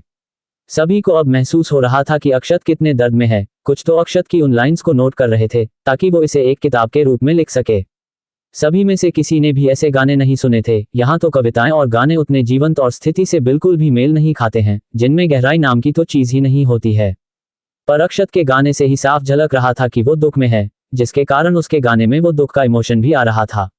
अक्षत के ऐसे गाने से वहां एनर्जी कंडेंस होना शुरू हो गई थी, जो वहां सुन रहे लोगों के अंदर जा रही थी। सभी तो अब उस गहरे दुख में डूब गए थे और उनकी इसी इमोशन ने कई लोगों को लेवल पार करा दिया, क्योंकि आज उनके दिल में छिपी हुई वो गहरा दुख बाहर आ गया था। वो दोनों लड़के जो अक्षत को यहाँ लेकर आए थे, वो यहाँ इतनी भीड़ देख सोच में पड़ जाते हैं। वो दोनों भीड़ में अंदर जाने लगते हैं। उन दोनों के मुंह से पूरी तरह से सूजे हुए थे, उन्हें पहचान ही नहीं जा सकता था। आंखों ने नीचे पंच की वजह से काले निशान, चेहरा किसी आलू की तरह जगह जगह से फुला और पिचका हुआ। वो दोनों जैसे ही सामने अक्षत को ऐसे गाना गाते देख रहे थे तो उनको भी अपनी प्रेमिका की याद आ जाती है, जो उन दोनों के लुटेरे होने की पहचान जन उन्हें छोड़ दूसरे से शादी कर ली थी। और वो दोनों इसी के साथ रोने लगते हैं। कहाँ वो अक्षत को लाए थे ताकि वो अपना दुख कम कर सके, लेकिन पीने के बाद तो वो सबको रुला रहा था। सभी को अब अपने चाहने वाले की याद आ रही थी। जो सिंगल थे वो इसलिए रो रहे थे कि उनके पास गर्लफ्रेंड क्यों नहीं है जिनके लिए वो रो सके। और सेम ऐसा ही लड़कियों के साथ था, वो भी रो रही थी। उनके आंख नाक से पानी की धारा निकल रही थी। उनमें ही दो म्यूजिक मास्टर थे जो कई सालों से अपने लेवल में आगे नहीं बढ़ पा रहे थे। वो दोनों अब अपना तानपुरा निकाल लेते हैं और अक्षत के गाने के साथ म्यूजिक जैसे ही सेट करते हैं तो दोनों एक अलग ही अपनी चेतना में पहुंच जाते हैं, जहां उन्हें म्यूजिक की समझ मिलती है कि म्यूजिक सिर्फ म्यूजिक नहीं है, वो दिल से निकाला एक भाव है जिसे ध्वनि का रूप दिया जाता है, जिसमें उतार चढ़ाव इमोशन का उतार चढ़ाव है। और इसी के साथ वो दोनों ही लेवल पार कर जाते हैं। उन्होंने जब अक्षत के लय को दोहराया अपनी म्यूजिक से तो उन्हें पता चला कि यह तो म्यूजिक टेक्निक है, वो भी कोई ऐसी वैसी नहीं, बहुत ही पावरफुल म्यूजिक टेक्निक। उन्होंने आज तक ऐसा म्यूजिक टेक्निक नहीं देखी थी जिसकी मदद से वो बैटल में दुश्मन की सेना में अनंत दुख का संचार कर सकते हैं। और जब सभी सेना दुख में चले जाएंगे तो बैटल कौन लड़ेगा। वो दोनों अब म्यूजिक बजाते बजाते ही अक्षत के सामने अपना सिर झुकाते हैं। अक्षत अब अक्षत नहीं रह गया था, वो तो देवदास बन गया था। तभी वहां दो व्यक्ति आते हैं जो अक्षत की आवाज सुन एक दूसरे को देखते हैं और कहते हैं, क्या ये वही हैं। वो अपने साथ आई पालकी को रोक देते हैं। वो दोनों अब उस भीड़ में जाकर देखते हैं तो उनकी आंखें बड़ी हो जाती है, क्योंकि ये वही था जिनके बारे में वो दोनों सोच रहे थे। उन दोनों के मुंह से निकलता है, सेक्ट लीडर। वो दोनों अक्षत को यहाँ से उठाने वाले थे, पर वो दोनों अब रो रहे थे। उन्हें अपनी वाइफ की याद जो आने लगी। उन्हें महसूस हो रहा था कि वो अपनी वाइफ को कितना प्यार करते हैं, हालांकि वो दोनों अभी अपनी अपनी पत्नी से मिलकर ही चले थे। पर अक्षत के उस गाने में ऐसा जादू था कि उन्हें लगने लगा कि वो अपनी वाइफ से कई सालों से दूर हैं। कुछ देर बाद जब अक्षत का गला बैठने लगा तो वो चुप हो गया। उसके चुप होने की बाद वहां जितने भी लोग थे सब अक्षत को कुछ ना कुछ देने लगे। ये सभी अक्षत को आभार प्रकट कर रहे थे। कोई सिक्के देता तो कोई हथियार, उसके सामने तो खजाने का एक छोटा पहाड़ लग गया था। वो दोनों लड़के तो वही अपनी प्रेमिका के याद में अभी भी रो रहे थे, जबकि सभी की आंसुओं से वहां का पूरा जमीन ही गीला हो चुका था। अक्षत अब अपना सिर ऊपर करके किसी सोच में डूब गया था। वो बड़बड़ाता है, क्या मैं इतना बुरा हूं कि लोग मुझे छोड़कर चले जाते हैं? क्या मैं हमेशा छोड़ने के लिए ही पैदा हुआ हूं? साला ये दुख काहे खत्म नहीं होता बे। पहले माँ पापा ने मुझे छोड़ दिया, फिर उस दुनिया ने ही मुझे छोड़ दिया, फिर मास्टर चली गई, वाणी चली गई और अब ईशानी भी चली गई। अरे जाने से पहले क्या एक बार भी इन लोगों ने नहीं सोचा कि मेरे दिल पर क्या बीत रही होगी? कम से कम एक बार जाने से पहले मिल तो लेती, या फिर बात करके ही जाती। ऐसे लेटर लिख कर जाने का क्या मतलब? तुम सब छोड़कर चले गए, इसमें तुम सबका कुछ ना कुछ रीजन था, पर मेरा क्या? मैं तो नहीं चाहता था कि तुम सब ऐसे जाओ। अब मैं क्या नहीं कर सकता हूँ? सब मुझे छोड़कर जा रहे हैं। ऐसा लग रहा है कि मैं हमेशा अकेला ही रह जाऊंगा। अब मैं किसी दूसरी लड़की से दिल नहीं लगाऊंगा, जितनी है उतनी ही काफी मेरे लिए। मैं अब और ज्यादा दर्द नहीं सह सकता, इतना दर्द ही मुझसे संभाला नहीं जा रहा है। तभी दोनों व्यक्ति जो उसे सेक्ट लीडर कह रहे थे उसके पास आते हैं। ये दोनों स्पीति वैली सेक्ट के तीसरे और चौथे श्रेष्ठ थे। अब तक तो ये अपनी अपनी पत्नी के याद में खो गए थे, अब जाकर इन्हें होश आया था। वो दोनों कहते हैं, सेक्ट लीडर। अक्षत उन्हें देखते हुए कहता है, कौन है बे? अक्षत को नहीं पता था कि वो अब छपरी लड़कों वाली भाषा बोल रहा था। दोनों श्रेष्ठ अक्षत के सामने सिर झुकाते हैं। वो दोनों लुटेरे लड़के जैसे ही ये नजारा देखते हैं उनके आंखें बाहर और मुंह खुले के खुले रह जाते हैं। अक्षत की पहचान जानते ही दोनों थर थर कांपने लगते हैं। उनके मुंह से निकलता है, सेक्ट लीडर। क्या ये स्पीति वैली सेक्ट के नए सेक्ट लीडर हैं? हे देवता, ये क्या हो गया हमसे? क्या हम अपने ही सेक्ट के सेक्ट लीडर को लूटने जा रहे थे? अच्छा हुआ कि सही समय पर कुछ बिना किए ही सब लौटा दिया, नहीं तो हम दोनों का सिर अब तक कलम कर दिया गया होता। वो दोनों धीरे से कहते हैं। वो दोनों श्रेष्ठ अक्षत से कहते हैं, सेक्ट लीडर चलिए हम यहाँ से चलते हैं, आपने सबको बहुत रुला दिया। अक्षत कुछ कहता नहीं, बस उनके साथ जाने लगता है। वो दोनों लड़के अपना सिर जमीन पर करके कहते हैं, हमें माफ कर दीजिए सर, हम नहीं जानते थे कि आप कौन हैं। अक्षत अब उनके सामने बैठ उन दोनों को बड़े ध्यान से देखता है और कहता है, तुम दोनों कौन हो और मुझसे माफी क्यों मांग रहे हो? उन दोनों को समझ नहीं आया कि अक्षत क्या कह रहा है। अरे ये हमें भूल गया, अरे हमने इसे इतनी बढ़िया शराब पिलाई और ये हमें ही भूल गया। लेकिन तभी वो दोनों एक दूसरे को देखते हैं तो डर जाते हैं। अब उन्हें समझ आता है कि आखिर अक्षत उन्हें पहचान क्यों नहीं रहा था। उनके मुंह से ऐसे सूजे हुए थे मानो किसी मधुमक्खी ने उन्हें डंक मार दिया हो, तो कौन उन्हें पहचानेगा। अक्षत अब उठ जाता है। हालांकि अब भी वो सही से तो नहीं चल पा रहा था, पर उसे ऐसा जरूर लग रहा था कि जैसे वो चल नहीं रहा था बल्कि परियों की तरह उड़ रहा था। वो दोनों श्रेष्ठ सामने पड़े खजाने के छोटे पहाड़ को देखते हुए कहते हैं, सेक्ट लीडर यह खजाने। अक्षत हाथ से इशारा करता है, ले जाओ।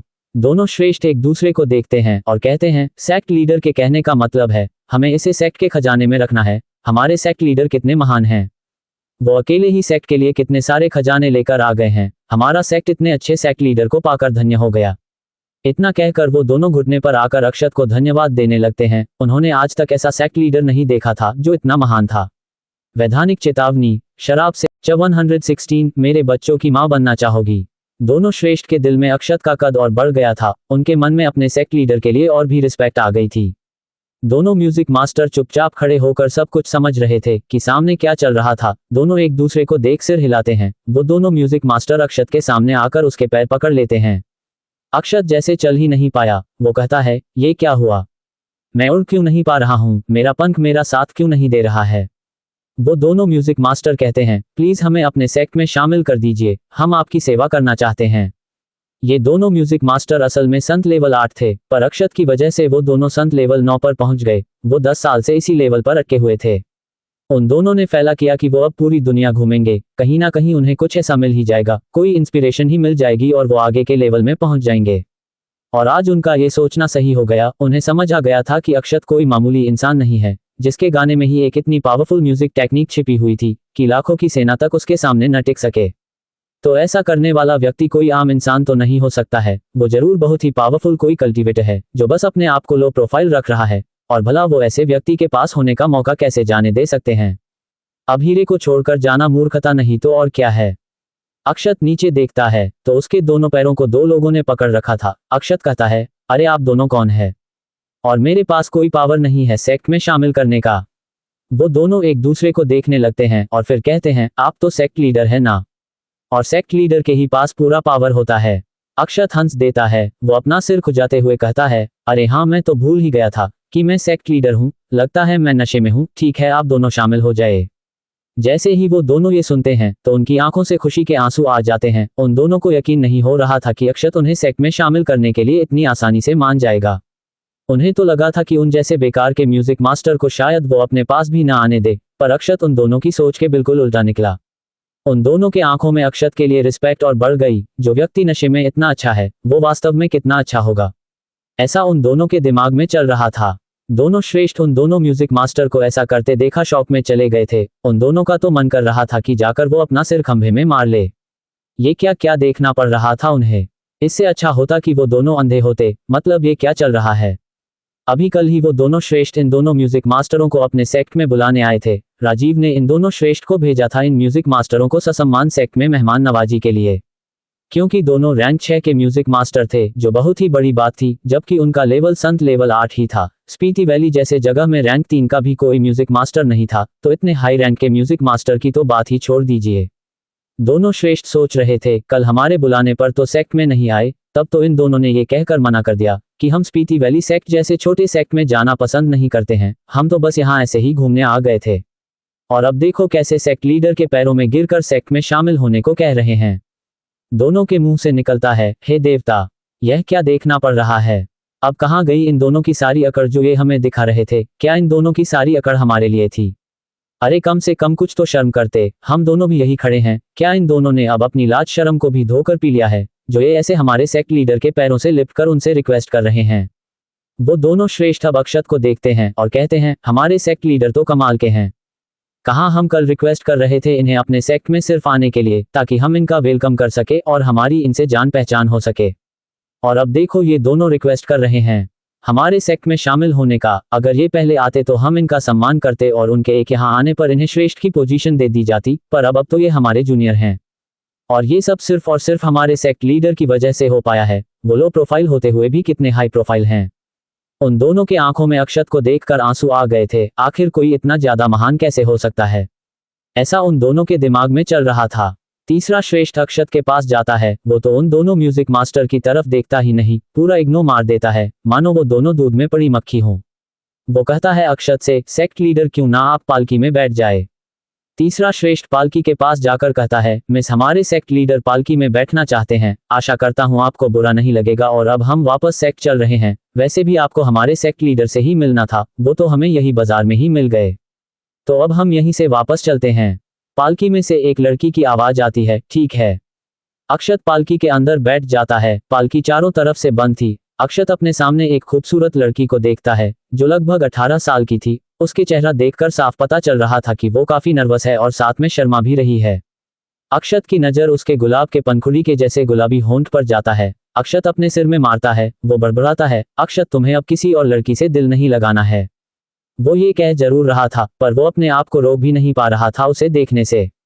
वो लड़की अक्षत को देखती है, जिसका चेहरा नशे के कारण लाल था। उसे हैरानी हो रही थी। वो सोचती है, क्या ये लड़का अक्षत सिंह है, स्पीति वैली सेक्ट का सेक्ट लीडर? मुझे यकीन नहीं हो रहा है, क्या दुनिया है इतनी छोटी है कि हम फिर से मिल गए। वो कहती है, क्या तुम ही सेक्ट लीडर हो स्पीति वैली सेक्ट के, जिसका नाम अक्षत सिंह है? अक्षत कहता है, क्या तुम मुझे जानती हो? जहां तक मैं जानता हूं तुम जो कह रही हो शायद वो मैं ही हूं। तो क्या तुम मुझे मेरे बारे में और कुछ बता सकती हो? मैं अपने बारे में भूल गया हूं। इतना कहकर अक्षत उसका हाथ पकड़ लेता है। वो लड़की समझ गई कि अक्षत नशे में है, और वो ऐसे अक्षत के हाथ पकड़ने से लाल हो गई थी। उसकी धड़कनें बढ़ गई थी। वो ब्लश कर रही थी। वो कहती है, तुम ये क्या कर रहे हो? मैं तुम्हें इतने अच्छे से नहीं जानती हूँ, बस ऊपर ऊपर से जानती हूँ। इतना कहकर वो अक्षत से अपना हाथ छुड़ा लेती है। अक्षत कहता है, तुम्हारे हाथ तो बहुत कोमल है और ऊपर से बहुत खूबसूरत भी हो तुमने डहेलिया डाजी के फूलों का परफ्यूम लगाया है, जो यहाँ नहीं मिलता है। ये परफ्यूम बनाने के लिए पूरे 12 साल लगते हैं, क्योंकि उसके फूल से उसका इत्र निकालने में काफी समय निकल जाता है। ऊपर से यह फूल 12 वर्षों में एक बार ही खिलता है। वो लड़की तो ये सुनकर हैरान हो गई। मतलब ये लड़का है कौन? सिर्फ उसकी हल्की खुशबू से यह बता दिया कि यह कौन सा परफ्यूम है। चलो मान लिया, ये तो आसान था, फिर उसके बारे में इतना सब कुछ कैसे बता दिया, वो भी नशे में? आखिर तुम किस टाइप की इंसान हो? वो अभी ये सोच ही रही थी कि अक्षत अपने घुटने पर बैठ बड़े ही रोमांटिक तरीके से कहता है, क्या मैं तुम्हारा हाथ पकड़ सकता हूँ प्लीज? वो लड़की अक्षत की यह अजीब रिक्वेस्ट सुनकर ब्लश कर रही थी। उसे समझ नहीं आ रहा था कि आखिर ये लड़का ऐसा रिक्वेस्ट क्यों कर रहा है, लेकिन फिर भी वो मान जाती है। वो अपना हाथ आगे करके कहती है, ठीक है। अक्षत उस लड़की का हाथ अपने हाथ में ले लेता है और बड़े ही रोमांटिक अंदाज में उसके हाथ पर किस कर देता है। ऐसा करते ही वो लड़की तो शर्म से लाल हो जाती है। अक्षत के दिमाग में 90 के दशक के फिल्मों में नायिका के प्रपोज करने का तरीका याद आ रहा था। वो कहता है, क्या तुम मेरे बच्चों की मां बनना चाहोगी? ये बात उसने बड़ी ही आशा भरी नजरों से कहा था। वो लड़की तो पूरा अब लाल हो चुकी थी। उसने ये सोच भी नहीं था कि अक्षत उसे ऐसे प्रपोज कर देगा। वो तुरंत अपना हाथ उससे छुड़ा लेती है और अपने गालों पर हाथ रखते हुए कहती है, ये तुम क्या कह रहे हो? होश में तो हो? तभी अचानक से पालकी रुक जाती है। अक्षत ने पी रखी थी तो वो बैलेंस नहीं कर पाता और उस लड़की के ऊपर ही गिर जाता है। वो लड़की अब अक्षत के हाथों के घेरे में थी। अक्षत और वो दोनों एक दूसरे को देख रहे थे। उस लड़की की धड़कनें एकदम से तेज हो गई थी, अक्षत के इतना करीब होने के कारण। वो कुछ कहने वाली थी कि अक्षत उसके गुलाबी होठों पर उंगली रख देता है और कहता है, क्या मैं तुम्हें किस कर सकता हूँ, बस एक बार ही करूंगा। वो लड़की तो अक्षत को बस देखे ही जा रही थी। वो सोचती है, क्या ये सच में नशे में है? इन्हें तो अब तक मुझे किस कर देना चाहिए था, नशे में होते हुए भी मेरा परमिशन मांग रहे हैं, कौन ऐसा करता है? इन्हें तो किस करना शुरू कर देने चाहिए। अक्षत उसकी होठों से अपनी उंगली हटाता है, पर वो लड़की कुछ भी नहीं कहती है। अक्षत कहता है, मैं तुम्हें किस करने जा रहा हूँ, अगर तुम्हें अच्छा ना लगे तो तुम मुझे दूर कर देना। इतना कहकर वो उस लड़की को किस करना शुरू कर देता है। उस लड़की ने अपनी आंखें बंद कर ली थी। ये उसकी पहली किस थी, जो बहुत ही अलग एहसास दिला रही थी। वो अब अक्षत के गले में अपना हाथ डाल लेती है। दोनों ही अब एक दूसरे को किस कर रहे थे। अक्षत कुछ ज्यादा ही वाइल्ड हो गया था। वो उस लड़की की लोअर लिप को बहुत ही वाइल्ड होकर किस कर रहा था। तभी अक्षत तो कुछ याद आता है। वो तुरंत ही उस लड़की से दूर हो जाता है। उसके ऐसे अचानक से दूर होने से वो लड़की तो बस उसे देखते ही रह जाती है। अक्षत ने उसके लिपस्टिक को फैला दिया था और अपने भी होठों पर हल्का सा लगा लिया था। अक्षत तुरंत ही कहता है, मुझे इसके लिए माफ कीजिएगा, मैंने ये जानबूझकर नहीं किया था, मैं नशे में बह गया था।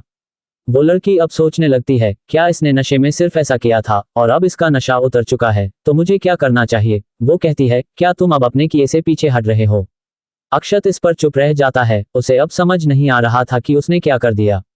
उसने तो मन बना लिया था कि वो अब किसी दूसरी लड़की से दिल नहीं लगाएगा, पर वो फिर कैसे इस लड़की को किस कर सकता है? वो अपनी चुराती नजरों से उस लड़की को देखता है जो किसी राजकुमारी की तरह लग रही थी। उसने जो भी पहना था वो सब तो अक्षत की औकात से बाहर की थी। उसकी नजर उसके चेहरे पर जाती है। वो बिल्कुल किसी पीच ब्लॉसम के फूल की तरह सुंदर और कोमल थी। उसका चेहरा इस समय शर्म से सुर्ख लाल पड़ा हुआ था। अक्षत अपनी नजरें नीचे कर लेता है। वो कहता है, माँ, मैंने ये जानबूझकर नहीं किया था, मैं उस समय नशे में था, तो मुझसे गलती होगी, मैंने तुम्हें सॉरी भी बोल दिया है। यार, मैं तुम लोगों से अपनी एक दिल की बात शेयर करना चाहता हूँ। मुझे अक्षत से बहुत जलन होती है। यार, यहाँ मैं सिंगल हूँ और इसकी तो कई गर्लफ्रेंड हैं। ये मेरा दुख दर्द कम नहीं होगा।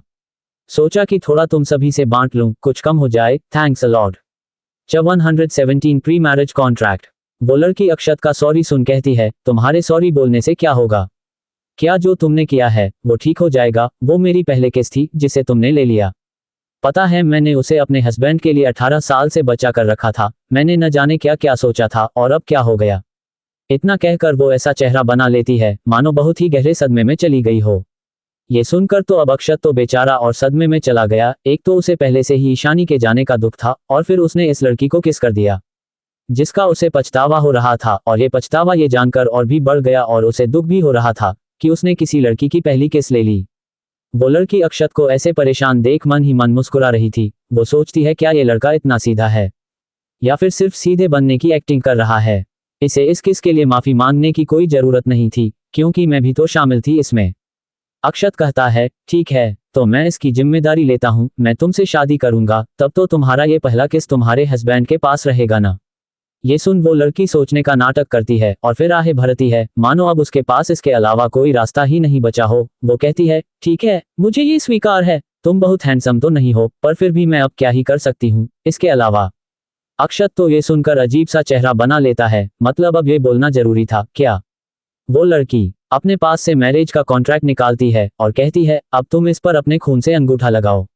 इसके साथ ही वो अपने खून से अपना अंगूठा लगा देती है और वो शादी का कॉन्ट्रैक्ट अक्षत के आगे कर देती है। अक्षत तो उस कॉन्ट्रैक्ट को आंखें फाड़ फाड़ कर देख रहा था। मतलब ये क्या है? उसे ये तो पता था कि यहाँ शादी ऐसे ही होती है, एक कॉन्ट्रैक्ट पर दोनों को अपने ब्लड से अंगूठे का निशान लगाना होता है और शादी हो जाती है। चाहे तो वो दोनों उस दिन पार्टी भी रख सकते हैं। ये बिल्कुल पृथ्वी के कोर्ट मैरिज की तरह था। वहां साइन करना होता है और यहाँ पर अपना ब्लड से अंगूठा लगाना पड़ता है। ये सब तो अक्षत को पता ही था, पर यह नहीं पता था कि इस लड़की के पास शादी का कॉन्ट्रैक्ट भी था। मतलब उसे तो अपने यहाँ पृथ्वी के लॉयर की याद आ गई, जो अपने साथ ऐसे ही कॉन्ट्रैक्ट वगैरह हमेशा लेकर चलते हैं। वो सोचता है, मतलब क्या ये लॉयर है जो ऐसे कॉन्ट्रैक्ट हमेशा लेकर चलती है? क्या यहाँ पर भी लॉयर वगैरह है? हे भगवान, ये किस टाइप की लड़की है? मतलब ऐसे शादी का कॉन्ट्रैक्ट कौन साथ लेकर घूमता है कि जहां लड़का मिला गया शादी कर लिया? क्या ये ऐसा प्लान करके चली थी कि इसके साथ ऐसा ही कुछ होने वाला है? कहीं ये कोई फ्यूचर देखने वाली लड़की तो नहीं है? वो लड़की कहती है, क्या कर रहे हो, जल्दी करो। अक्षत देखा है, ये प्री मैरिज कॉन्ट्रैक्ट था, मतलब शादी के पहले का कॉन्ट्रैक्ट, जिसमें लिखा था कि दोनों पार्टी को शादी अगले 1 साल में करना पड़ेगा। और अगर ऐसा अक्षत की तरफ से नहीं किया जाता है या फिर वो शादी से इनकार करता है तो उसे 100 मिडिल ग्रेड के स्पिरिट स्टोन और एक बच्चा दूसरी पार्टी को देना पड़ेगा। अक्षत उस लड़की को देखते हुए कहता है, क्या 100 मिडिल ग्रेड की स्प्रिट स्टोन यानी लगभग 100 करोड़ सोने से के सिक्के के बराबर, और तुम्हें बच्चा भी देना होगा? किसका बच्चा? वो लड़की कहती है, किसका बच्चा? तुम कहना क्या कहते हो? वो हमारा बच्चा और क्या। ये सुनकर तो अक्षत का चेहरा ही अजीब सा बन जाता है। वो कहता है, लेकिन अगर ये तुम्हारी तरफ से तोड़ा गया तब क्या होगा? वो लड़की कहती है, तब मुझे कुछ थोड़ी देना पड़ेगा। इतना कहकर वो मुस्कुरा देती है। ये सुनकर तो बेचारा अक्षत सदमे में ही चला गया। मतलब ये क्या था? ये तो एक तरफा कॉन्ट्रैक्ट है। वो लड़की कहती है, अब देख क्या रहे हो, जल्दी करो, तुम अब अपने कहे से पीछे नहीं हट सकते हो। अक्षत के हाथ कांप रहे थे। वो एक लंबी सांस लेता है और कुछ निश्चित करता है, फिर वो अपना ब्लड उस कॉन्ट्रैक्ट पर लगा देते हैं। उसके ऐसा करते ही वो कॉन्ट्रैक्ट चमकने लगता है और दोनों का नाम उसे पर आ जाता है, अक्षत सिंह, और दूसरा नाम रिद्धिमा गोयल। ये नाम देख अक्षत की लगा कि उसने ये नाम कहीं तो सुना है। तभी उसके दिमाग में कुछ पिंच करता है, ये लड़की तो वही है, शिलोंग साम्राज्य के गोयल फैमिली के हेड की दूसरी बेटी, जिसकी शादी का प्रपोजल कल उसके लिए आया हुआ था। पर उसने इसके बारे में ज्यादा नहीं सोचा था। उसने बस इतना सोचा था कि उनकी बेटी आएगी तो वो उसे कुछ दिन यहाँ रहने देगा और फिर उसे वापस भेज देगा, क्योंकि उसे उनकी बेटी में कोई भी इंटरेस्ट नहीं है। पर यहाँ तो उसे देखते ही उसका दिल जोर से धड़कने लगा था और उसने उसको किस भी कर दिया, और उससे भी बड़ी बात, उसने कॉन्ट्रैक्ट पर अंगूठा भी लगा दिया। मतलब अब उसे रिद्धिमा से शादी करनी है, वो भी 1 साल के भीतर, क्योंकि वो इतने पैसे तो नहीं दे सकता। और रही बात बच्चे की, जब उसे बच्चा ही करना पड़ेगा तो शादी तो करनी ही पड़ेगी, क्योंकि बच्चा तो शादी का रिजल्ट होता है। और अगर शादी के पहले रिजल्ट आ जाए तो ऐसा समझ लेना चाहिए कि दोनों ने शादी कर ही ली है। अक्षत रिद्धिमा को देखते हुए कहता है, तो तुम ही हो रिद्धिमा गोयल, शिलोंग साम्राज्य से? रिद्धिमा कहती है, हाँ वो लड़की मैं ही हूँ जिससे शादी की बात मेरे पिताजी कर रहे थे। तो बताओ तुम्हारी ये होने वाली वाइफ कैसी लगी? मैं जानती हूँ कि मैं बहुत खूबसूरत हूँ और तुम्हारी नज़र तो मेरे ऊपर टिक ही गई थी और तुम मेरी बहुत प्रशंसा करना चाहते हो, लेकिन अगर तुम ज्यादा प्रशंसा करोगे मेरी तो मुझे शर्म आएगी। अक्षत तो उसे बस टिमटिमाती आंखों से देखे ही जा रहा था और मन ही मन सोच रहा था, ये क्या कहे जा रही है, मैं भला क्यों इसकी प्रशंसा करने लगा, मुझे लड़कियों से फ्लर्ट करना नहीं आता है। अगर अक्षत जो सोच रहा था वो रिद्धिमा जन जाती तो इसी वक्त वो अपना सिर जाकर किसी खंभे में मार लेती। मतलब अब तक जो मीठी मीठी बातें और किस कर रहा था वो फ्लर्ट नहीं था। वो अक्षत को ऐसे चुप देख कहती है, छोड़ो जाने दो, तुम बाद में मेरी प्रशंसा कर लेना, वैसे हम पहले भी मिल चुके हैं, क्या तुम्हें याद है? अक्षय अपने दिमाग पर जोर देकर याद करने की कोशिश करता है, लेकिन उसे कुछ भी याद नहीं आता है जब वो इस लड़की से पहले मिला हो। अक्षत को काफी टाइम तक ऐसे ही सोच में डूबा देख वो कहती है, अरे मैं तो भूल ही गई, तुम मुझे कैसे पहचानोगे, तुमने तो मेरा चेहरा देखा ही नहीं था, मैंने अपना चेहरा ढक रखा था उस समय।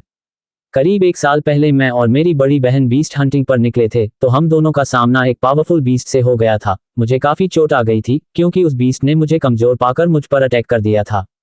कैसे भी करके हम उसे हरा पाए तो हम दोनों यहाँ मार्केट में आ गए थे। हमने पहले उस बीस्ट को बेचा और फिर अपने इलाज के लिए किसी डॉक्टर को ढूंढना शुरू किया। तुम उस समय किसी और का इलाज कर रहे थे और तुमने मेरी भी चोट ठीक करने के लिए मेडिसिन दिया था। तुम्हारी स्किल सबसे अलग और अच्छी थी और बहुत ही सस्ता था। उस समय मैंने तुम्हें नोटिस कर लिया था।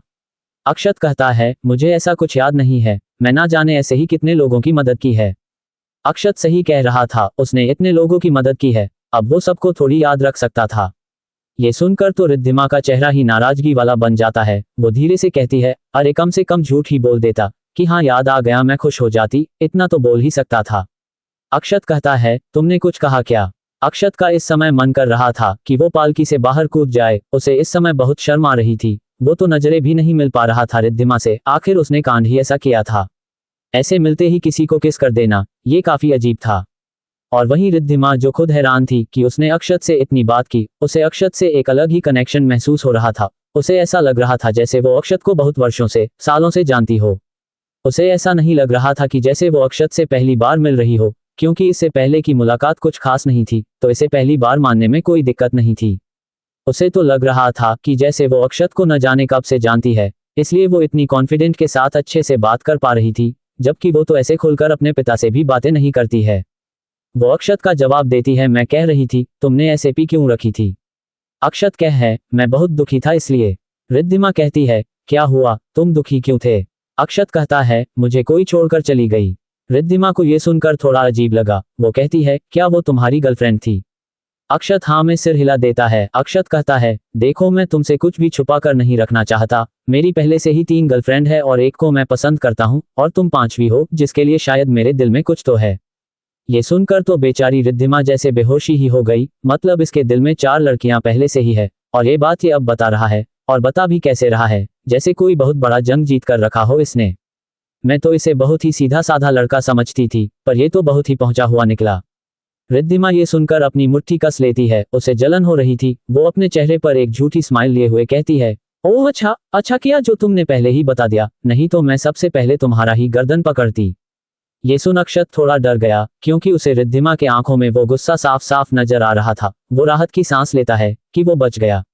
अक्षत कहता है, देखो मैंने तुम्हें सब बता दिया है, तो तुम अभी भी इस पर सोच सकती हो। मैं तुम्हें फोर्स नहीं करूंगा, तुम मुझे छोड़ सकती हो। तुम्हारा मेरे जैसे लड़के से शादी करना बेकार डिसीजन हो सकता है। अक्षत की ये बात सुन रिद्धिमा सोच में पड़ जाती है। पहले तो रिद्धिमा अपनी फैमिली और अपनी बहन के लिए अक्षत से शादी करने को तैयार थी, पर अब ऐसा नहीं था। वो अब खुद अक्षत से शादी करना चाहती है। अब उसके ऊपर वो दबाव नहीं था जो पहले था जब वो अक्षत से नहीं मिला थी। रिद्धिमा कहती है, तुम तो बहुत चालाक हो, अपने बातों में मुझे भ्रमित करना चाहते हो। मैं अब पीछे नहीं हटने वाली, मैं अब तुम्हारी ही परेशानी बनकर रहूंगी। मैं तुम्हारा पीछा नहीं छोड़ने वाली और ना ही तुम्हारी बातों में आने वाली।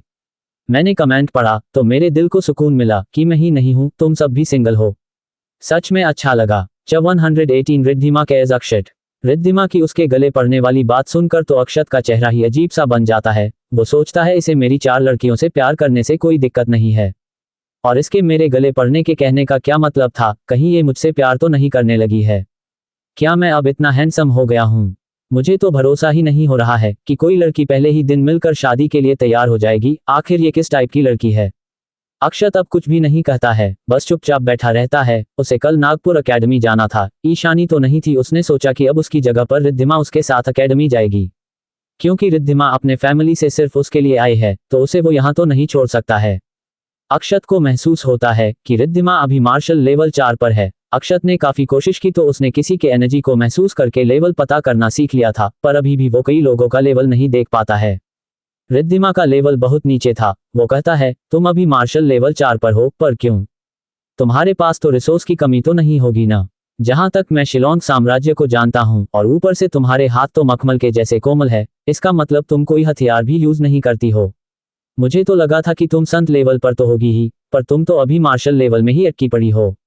अक्षत के दिमाग में कई बातें चलने लगी। उसे याद आता है कि ईशानी भी अभी मार्शल लेवल में ही थी। ये याद आते ही उसे ईशानी की और चिंता होने लगती है, पर वो इस समय काफी शांत था, अपने दुख से बाहर आ ही गया था। यूज इतना तो भरोसा था ही कि ईशानी जरूर कैसे न कैसे करके अपने आप को बचा ही लेगी अपनी दुश्मनों से।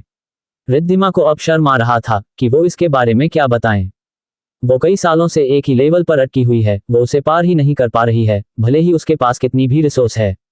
आखिर रिसोर्स एक व्यक्ति को आगे बढ़ने में कितना ही मदद कर सकते हैं, बढ़ना तो अपनी मेहनत और टैलेंट से ही होता है। और रही बात हथियार चलाने की, तो इसकी तो बात ही छोड़ दीजिए। एक बार छोटी सी चोट क्या लग गई, तो उसने तब से तलवार ही चलाना छोड़ दिया। रिद्धिमा अपना सिर नीचे करके कहती है, वो बात यह है कि मुझे कल्टीवेशन करना अच्छा नहीं लगता है, मैं बोर हो जाती हूँ। और हथियार चलाने की बात हो तो मुझे 5 साल के कठिन ट्रेनिंग के बाद एक ही बात समझ आई कि हथियार चलाना मेरे बस की नहीं है। ये सुनकर तो अक्षत का अजीब सा चेहरा बन जाता है। इस दुनिया में लोग पावरफुल बनना चाहते हैं और इसे कल्टीवेशन करना अच्छा नहीं लगता है।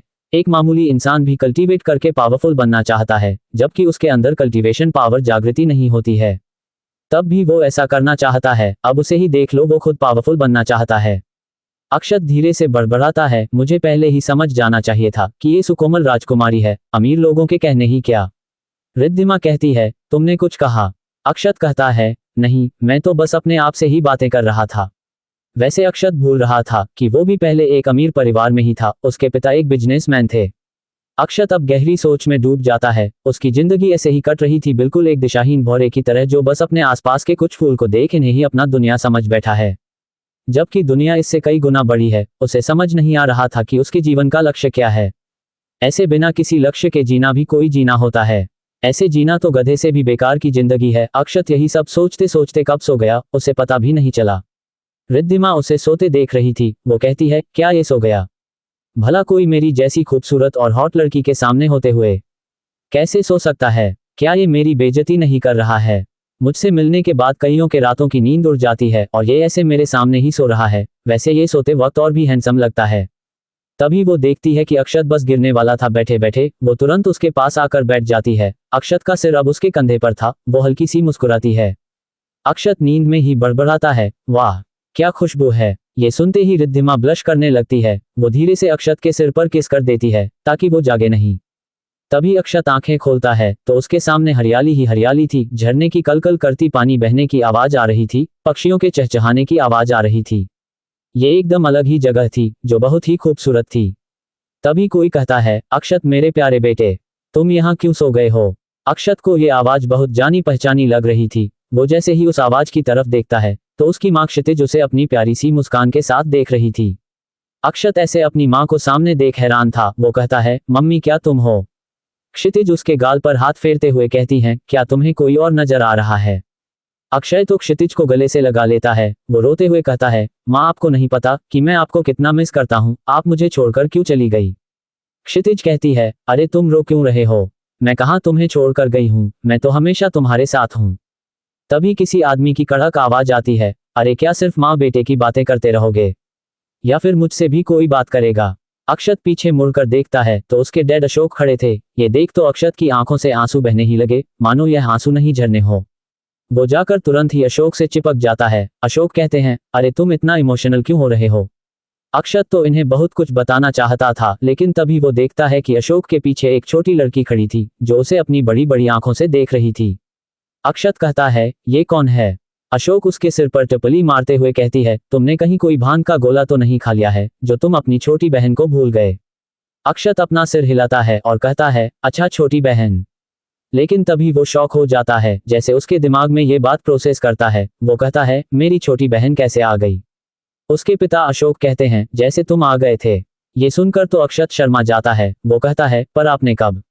अक्षत अपनी बहन को गले से लगा लेता है। वो कहता है, तुम तो बहुत क्यूट हो, बिल्कुल माँ पर गई हो। उसकी बहन उसे देख मुस्कुरा देती है। तभी क्षितिज उस लड़की को लेकर दूसरी तरफ चली जाती हैं और अशोक अक्षत के कंधे पर हाथ रखते हुए हैं। वो कहते हैं, तुम अब काफी बड़े हो गए हो, शादी कब करनी है तुम्हें। अक्षत कहता है, अभी तो मैं सिर्फ 19 साल का हूँ। अशोक कहते हैं, वैसे तुम जिंदगी में कैसे आगे बढ़ रहे हो। अक्षत इस पर कुछ भी नहीं बोल पाता है। अशोक कहते हैं, देखो बेटा, बिना लक्ष्य के जीने का कोई अर्थ नहीं होता है। ये ठीक ऐसा ही है जैसे हम आगे चलते जा रहे हैं। हमें कुछ नहीं पता कि हम कहाँ कब और क्यों रुकना है और क्यों चलना है और हम चल क्यों रहे हैं। तुम्हें इस पर सोचना चाहिए। अक्षत, तुम्हें तुम्हारा लक्ष्य नहीं मिल रहा है तो उसे ढूंढो, क्योंकि वह तुम्हारे आसपास ही है। जैसे अब तुम मेरा ही ले लो, मैं अपनी फैमिली को आगे बढ़ते देखना चाहता हूँ, तुम्हें आगे बढ़ते देखना चाहता हूँ। यही मेरा लक्ष्य है जिसे मैं पूरा करने के लिए मेहनत करता हूँ। अक्षत कहता है, मैं समझ गया डैड, इसके लिए आपका थैंक्स। अशोक मुस्कुराते हैं और फिर गायब हो जाते हैं और वो जगह ही पूरी गायब हो जाती है। इसी के साथ उसकी नींद टूट जाती है। ये सब बस उसका सपना था जो वो सोते वक्त देख रहा था। वो देखता है वो रिद्धिमा के कंधे पर सिर रख कर सो रहा था और उसने उसके कंधे को अपने आंसुओं से भीगा दिया था। अक्षत उठने वाला था पर वो महसूस करता है कि उसके सिर पर रिद्धिमा ने अपना सिर रख रखा है और वो भी सो रही है। अक्षत स्माइल कर देता है। वो धीरे से कहते हैं, मुझे नहीं पता था कि अमीर घर की लड़कियां भी इतनी अच्छी और केयरिंग होती है। अक्षत धीरे से रिद्धिमा के सिर को अपने कंधे पर रख लेता है। अक्षत अपनी मुट्ठी कस लेता है। वो अब डिसीजन ले चुका था कि वो अब पावरफुल बनेगा ताकि अपनी गर्लफ्रेंड को अपने से दूर न जाने दे और वो उन्हें प्रोटेक्ट भी कर सके। आज से यही उसका लक्ष्य है। लेकिन तभी उसकी नजर है रिद्धिमा के ऊपर जाती है। वो बहुत ही सुंदर लग रही थी। जैसे वो उसके होठों को देखता तो अक्षत का गला ही सूख गया। वो अब अपने आप को समझाता है, नहीं अक्षत, तू ये क्या सोच रहा है, उसके दिल में तेरे लिए कोई भी फीलिंग्स नहीं है। वो बड़बड़ाता है, वैसे इसकी खुशबू कितनी मस्त है यार। पूरा दिमाग ही फ्रेश हो गया। लेकिन तभी उसकी नज़र फिर से रिद्धिमा के होठों पर जाता है। उसकी धड़कन बढ़ गई थी। वो अब अपने आप को रोक नहीं पा रहा था। वो धीरे धीरे अपने होठ रिद्धिमा के होठ करीब लाने लगा। दोनों के होठों के करीब अब फासला बस 2 इंच का ही रह गया था। तभी रिद्धिमा अचानक से अपनी आंख खोल देती है। वो तो बस अक्षत को ऐसे अपने इतने करीब एकटक देख रही थी। अक्षत तो जैसे जम गया। उसे अब समझ नहीं आ रहा था कि वो अब क्या बहाना बनाए। उसकी तो जैसे सांस ही थम गई थी। वो अब शर्म से लाल पड़ गया था। रिद्धिमा कहती है, तुम मेरे इतने करीब क्यों हो। अक्षत कहता है, वो मैं बस वो। अक्षत के तो मुंह से इन शब्दों के अलावा और कुछ निकल ही नहीं पा रहा था। रिद्धिमा कहती है, तो तुम मुझे किस करने जा रहे थे। ऐसे किसी सोते हुए लड़की का फायदा उठाना गलत बात है। अगर किस करना ही है तो उसे जागते वक्त करना चाहिए।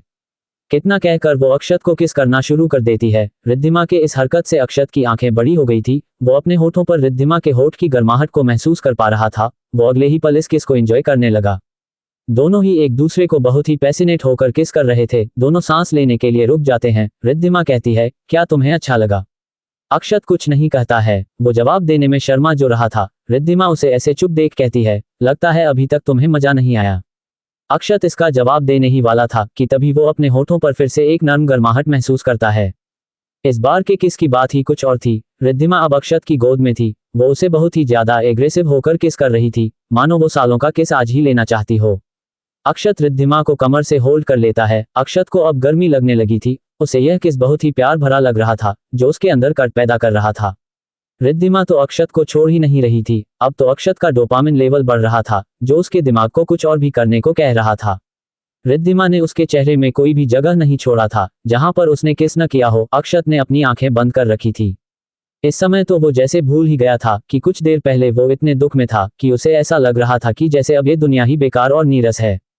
मुझे पता है तुम सबको इसके और भी चैप्टर्स चाहिए होते हैं रोज। मैं भी चाहता हूं कि मैं इसे ज्यादा से ज्यादा लिख सकूं, पर मुझे उतना टाइम ही नहीं मिल पाता है। एक चैप्टर को लिखने में मुझे लगभग 3 घंटे लगते हैं और मेरी अभी पढ़ाई भी चल रही है, तो टाइम का अभाव रहता है। लेकिन मैं फिर भी कोशिश करूंगा तुम सबको ज्यादा से ज्यादा चैप्टर देने की। थैंक्स च 119 डार्क सेक्ट। अक्षत अब अपने उस दुख से बाहर आ चुका था और इस किस को एंजॉय कर रहा था। तभी पालकी रुक जाती है और अक्षत तुरंत ही रिद्धिमा से दूर हो जाता है। रिद्धिमा भी उसके पास से हट दूसरी सामने की सीट पर बैठ गई। दोनों तो जैसे डर गए थे। दोनों को एक दूसरे से नजरें भी मिलाने में अभी शर्मा रही थी। तभी तीसरा श्रेष्ठ उनके पास आकर पर्दा हटता है और कहता है, हम आ गए हैं सेक्ट लीडर। लेकिन उसका चेहरा लाल हो जाता है। वो कहता है, मुझे माफ कीजिएगा सेक्ट लीडर, मैंने आपके प्राइवेट टाइम में आपको डिस्टर्ब कर दिया, माफ कर दीजिए। इतना कहकर वो तुरंत ही पीछे मुड़कर चला जाता है। उसका चेहरा अब भी लाल ही था। ये सुन तो अक्षत का चेहरा ही अजीब सा बन जाता है। वो सोचता है, इसे कैसे पता चल गया कि इसने हमको डिस्टर्ब किया है? हम दोनों तो दूर बैठे हैं। यही सवाल रिद्धिमा के भी मन में चल रहा था। दोनों एक दूसरे को देखते हैं और तब जाकर उनके दिमाग की बत्ती जलती है कि आखिर वो तीसरा श्रेष्ठ ऐसा क्यों कह रहा था, जबकि उसने तो उन्हें कुछ करते देखा ही नहीं था। दोनों तो तब तक एक दूसरे से दूर हो गए थे। किस करने की वजह से रिद्धिमा की लिपस्टिक फैल गई थी और अक्षत के चेहरे पर रिद्धिमा ने जहां जहां किस किया था वहां वहां लाल लिपस्टिक की वजह से होठों के निशान बन गए थे। अब ये देख तो गधा भी समझ जाता कि दोनों क्या कर रहे थे, और वो तो एक इंसान था, तो कैसे न समझ जाता कि उसके सेक्ट लीडर क्या कर रहे थे। इसलिए उसने तुरंत ही माफी मांगी। अब तो दोनों का शर्म से चेहरा लाल हो जाता है। अक्षत कहता है, तुम अपना मेकअप सही करो, नहीं तो और लोगों को पता चल जाएगा। रिद्धिमा अपना रुमाल आगे करते हुए कहती है, और तुम भी अपने चेहरे पर से मेरे होठों के निशान को साफ करो, नहीं तो और भी ज्यादा लोगों को पता चल जाएगा कि हम क्या कर रहे थे। अक्षत तो इतना शर्मा रहा था कि उसका तो मन कर रहा था कि वो जाकर अपना मुंह किसी गड्ढे में छिपा ले जहां उसे कोई देख न सके। वो शरामते हुए रिद्धिमा का रुमाल लेकर जल्दी जल्दी अपने चेहरे को साफ करने लगता है, लेकिन तभी उसे याद आता है कि यह रुमाल रिद्धिमा ने दिया है, जिसमें उसकी खुशबू समाई हुई है। अक्षत तो बस जैसे उस खुशबू में ही खोने लगा था। रिद्धिमा उसे ऐसे देख कहती है, अरे तुम्हें क्या हो गया, तुम रुक क्यों गए? जल्दी करो, नहीं तो कहीं ऐसा ना हो जाए कि कोई और भी हमें देख ले, तो वो हमारे बारे में क्या क्या सोचेंगे कि हम दोनों ऐसे चाहे जहां शुरू हो गए। देखो मुझे बहुत शर्म आती है। ये सुनकर तो अक्षत का चेहरा और भी लाल हो जाता है। वो सोचता है, चाहे जहां शुरू हो जाने से क्या मतलब है, किस करना कोई बहुत बड़ी बात नहीं है, और हम तो उसके आगे बढ़े ही नहीं थे। ये सोचते हुए अक्षत के दिमाग में कोई और ही ख्याल आने लगा। वो सोचता है, और ये क्या कह रही है, इसे बहुत शर्म आती है। इसे क्या लगता है, क्या मैं अंधा हूं, देख नहीं रहा हूं कि इसे कितना शर्म आती है, झूठी कहीं की। वैसे अगर यह किस बीच में ऐसे रुकी ना होती तो शायद अक्षत अपने आप पर कंट्रोल खोने लगता। बाहर तीसरा श्रेष्ठ चुपचाप आकर खड़ा हो गया। चौथा श्रेष्ठ कहता है, क्या हुआ, तुम्हारा चेहरा इतना क्यों लाल है? तुमने भी तो कहीं पी तो नहीं लिया है? तीसरा श्रेष्ठ कहता है, मैं तुम्हें नहीं बताने वाला, और मैंने पिया नहीं है। चौथा श्रेष्ठ कहता है, सेक्ट लीडर कहाँ है, क्या तुमने उन्हें बुलाया नहीं? तीसरा श्रेष्ठ कहता है, उन्हें अभी बुलाने की जरूरत नहीं है, वो अभी बिजी हैं। चौथा श्रेष्ठ अब सोच पड़ जाता है कि अभी कुछ देर पहले तो सेक्ट लीडर नशे में थे, तो अब किस काम में बिजी हो गए। वो कहता है, उन्हें बताना जरूरी है कि हम स्पीति वैली सेक्ट में आ गए हैं, तो मैं जा रहा हूँ। इतना कहकर वो जान लगता है तो तीसरा श्रेष्ठ कहता है, अरे मैंने कहा ना कि तुम उन्हें डिस्टर्ब नहीं कर सकते हो। चौथा श्रेष्ठ कहता है, अरे सेक्ट लीडर यहाँ आते ही किस काम में बिजी हो गई हैं, जो हम उन्हें डिस्टर्ब नहीं कर सकते हैं। तीसरा श्रेष्ठ को कुछ समझ नहीं आया कि वो अब इसका क्या जवाब दे, फिर वो उसके कान में कुछ कहता है। ये सुनकर तो चौथा श्रेष्ठ का भी चेहरा लाल हो जाता है, वो अब बस वहीं चुपचाप खड़ा रह जाता है। अक्षत और रिद्धिमा बाहर आ जाते हैं। अक्षत को देखकर सभी सेक्ट के लोग खुश हो जाते हैं। तभी दोनों म्यूजिक मास्टर सेक्ट के सभी लोग को सामने देख कहते हैं, हमें आपके सेक्ट में आकर खुशी हुई, आशा करता हूं कि आप सब हमें अच्छे से गाइड करेंगे। राजीव तो दोनों म्यूजिक मास्टर को ऐसे बर्ताव करते थे कंफ्यूज हो गए। उन्हें तो लग रहा था कि जैसे इन दोनों म्यूजिक मास्टर का दिमाग ही खराब हो गया हो। कल तो ये दोनों उनके बुलाने पर भी अकड़ रहे थे और मना कर दिया, और आज चले आए यहाँ मुंह उठाकर और आकर कह रहे हैं कि हमें गाइड करें। अरे गाइडेंस तो हमें तुम दोनों से चाहिए। उन्हें ऐसे कंफ्यूज देख चौथ श्रेष्ठ साइड में ले जाकर राजीव को सब बता देता है। राजीव खुश होने के साथ साथ हैरान भी थे। हैरानी तो होगी ही, आखिर उन्होंने पहले कभी ऐसा होते नहीं देखा था, लेकिन उन्हें अक्षत पर भरोसा तो था। उन्हें पता था कि अक्षत एक महान व्यक्ति है जो सिर्फ लो प्रोफाइल रहकर अपनी जीवन जी रहा है। वो सभी अभी बातें ही कर रहे थे कि कोई भागते हुए आता है। वो कहता है, sect leader, sect leader, attack attack हुआ है। वो इतना ही कह पाता है और मुंह के बगल जमीन पर गिर जाता है। राजीव तुरंत ही उस व्यक्ति के पास जाकर उसे उठाते हैं। वो देखते हैं कि उसके आंख नाक से खून बह रहा था। वो व्यक्ति अब मर चुका था। ये देखकर तो अक्षत डर गया। वो 2 कदम पीछे हो गया। उसे तो समझ ही नहीं आया कि ये अचानक से क्या हुआ। तभी एक और व्यक्ति आता है। वो कहता है, वे सभी डार्क सेक्ट वाले हैं, उन सब ने हम पर अटैक कर दिया है। राजीव शॉक होते हुए कहते हैं, पर हमारी तो उनसे कोई दुश्मनी नहीं है, तो फिर उन्होंने ऐसा क्यों किया। राजीव काफी ज्यादा घबरा गए थे। उन्होंने डार्क सेक्ट के बारे में बहुत सी बातें सुनी थी जो कि अच्छी तो बिल्कुल भी नहीं थी। ऐसा कहा जाता है कि वो सभी किसी देवता की पूजा करते हैं जो बहुत ही खूंखार, हिंसक और खतरनाक है। वो उसे बलि देकर उनसे पावर और खूंखार एनर्जी मांगते हैं। उस देवता के बारे में कहा जाता है कि उसको पाप, घृणा, हिंसा का देवता है। अक्षत तो सोच में पड़ जाता है। उसके दिमाग में सबसे पहला ख्याल आया यहाँ से भागने का, लेकिन ये समय उसके डरने या यहाँ से भागने का नहीं था। ये सभी उस पर भरोसा करते हैं। वो इन सभी का सेक्ट लीडर है। वो ऐसे यहाँ से नहीं जा सकता है। ये तो कायरता की निशानी है। वो इतना भी डरपोक नहीं है। वो अब निश्चय कर चुका था, भले ही वो यहाँ मर ही क्यों न जाए, पर वो यहाँ से नहीं जाने वाला। वो कहता है, हमारे पास इस समय ये सोचने का टाइम नहीं है। सभी तैयार रहो, हमें उनका मुकाबला करना होगा। ओल्ड राजीव, क्या आप मुझे उन सब के बारे में कुछ बता सकते हैं। राजीव बताते हैं, वो सभी अपने देवता को खुश करने के लिए उन्हें कई खजाने और लोगों की बलि भी देते हैं। यहाँ तक कि कई लोगों को वो ऐसे ही जिंदा अपने देवता को समर्पित कर देते हैं। अक्षत तो इनकी इतनी खौफनाक सच सुनकर अंदर तक हिल गया था। उसके रोंगटे तक खड़े हो गए थे। रिद्धिमा ने तो डर से अक्षत की हाथ को पकड़ लिया। वो एक लंबी सांस लेता है और अपने आप को शांत करता है। रिद्धिमा को यहाँ से जाने को कह देता है। वैसे भी वो इस सेक्ट से जुड़ी नहीं थी, उसे इसमें क्यों घसीटना, ऐसा अक्षत का सोचना था। अक्षत बड़बड़ाता है, यहाँ पर भी वही हाल है, कोई भी किसी को आगे बढ़ता नहीं देख सकता है। मेरी दुनिया में भी यही होता था, कोई देश किसी दूसरे देश को आगे बढ़ता नहीं देख सकता है। इस समय मैं ज्यादा पावरफुल नहीं हूँ कि मैं तो शायद ही उनसे लड़ सकूं। हालांकि मेरी कल्टीवेशन पावर तो जागृत हो गई है, पर लेवल तो मुझे अपना पता ही नहीं है। लेकिन मैं फॉर्मेशन तो जरूर बन सकता हूँ। मैं यहाँ एक नहीं कई सारे प्रोटेक्शन फॉर्मेशन बना देता हूँ। इतना सोचकर अक्षत कुछ फॉर्मेशन फ्लैग मंगवाता है और कुछ लोगों को सेक्ट के चारों तरफ फॉर्मेशन फ्लैग को जमीन में गाड़ने को बोल देता है। सभी ठीक वैसा ही करते हैं जैसा कि उसने कहा था। अक्षत की कैलकुलेशन बिल्कुल सही थी। सारी फॉर्मेशन फ्लैग सही जगह पर लग जाने के बाद वो फॉर्मेशन एक्टिव करने के लिए तैयार था, लेकिन वो ऐसा कर पाता कि तभी उसे अचानक से अपने सीने में दर्द हुआ। उसने नीचे देखा तो उसके सीने के आर पार एक तलवार निकली थी, जिसमें से अब खून तेजी से बह रहा था। ये देख तो उसकी आंखें बड़ी हो जाती हैं। वो देखने के लिए पीछे मुड़ता है कि आखिर किसने उसको ये तलवार घुसा दी। तो पीछे उसी व्यक्ति ने तलवार घुसा रखी थी जो अभी कुछ देर पहले अटैक अटैक चिल्ला रहा था और मर गया था। वो अचानक से जिंदा हो चुका था। उसके चेहरे पर एक शैतानी मुस्कान थी। अक्षत के मुंह से निकट है, पीछे से मारा मादा। वो व्यक्ति कहता है, ओ हमारे प्यारे सेक्ट लीडर, मुझे माफ करना, आप तो बहुत ही बेवकूफ हैं। मुझे नहीं लगा था कि मैं आपको इतने आसानी से मार पाऊंगा। डार्क सेक्ट का काम मैंने पूरा कर दिया। वैसे भी हम उनसे नहीं लड़ सकते हैं, हमारे पास इतनी पावर नहीं है, और आपके सबके मरने के बाद तो मैं यहाँ का सेक्ट लीडर बनूंगा। अक्षत सोचता है, मैं अपनी सेफ्टी कैसे भूल गया। मैं कैसे भूल गया कि कुछ आस्तीन के सांप भी होते हैं जो डसने को तैयार रहते हैं। लगता है मुझे अब फिर से मरना पड़ेगा। क्या मैं फिर से मरने वाला हूँ? अरे यार, मेरा तो अब मरने का बिल्कुल भी मन नहीं है। मैं इतनी अच्छी अच्छी गर्लफ्रेंड को छोड़कर बिल्कुल मरना नहीं चाहता है। पता नहीं अगली जिंदगी में मेरी ऐसी गर्लफ्रेंड रहेगी कि नहीं रहेंगी। अभी तो मैंने सबके साथ किया भी नहीं है, अभी तो बहुत कुछ बाकी रह गया था। रिद्धिमा को एक बच्चा भी तो चाहिए था। बहुत दर्द हो रहा है, साले ने मेरे दिल को ही काट दिया है। अक्षत के मुंह से खून की उल्टी होती है। सभी जैसे ही अक्षत को ऐसे देखते हैं तो सभी उसकी तरफ चिल्लाते हुए भागते हैं। सेक्ट लीडर, अक्षत, अक्षत। किसी को अपने आंखों देखी पर भरोसा ही नहीं हो रहा था कि ये क्या हुआ।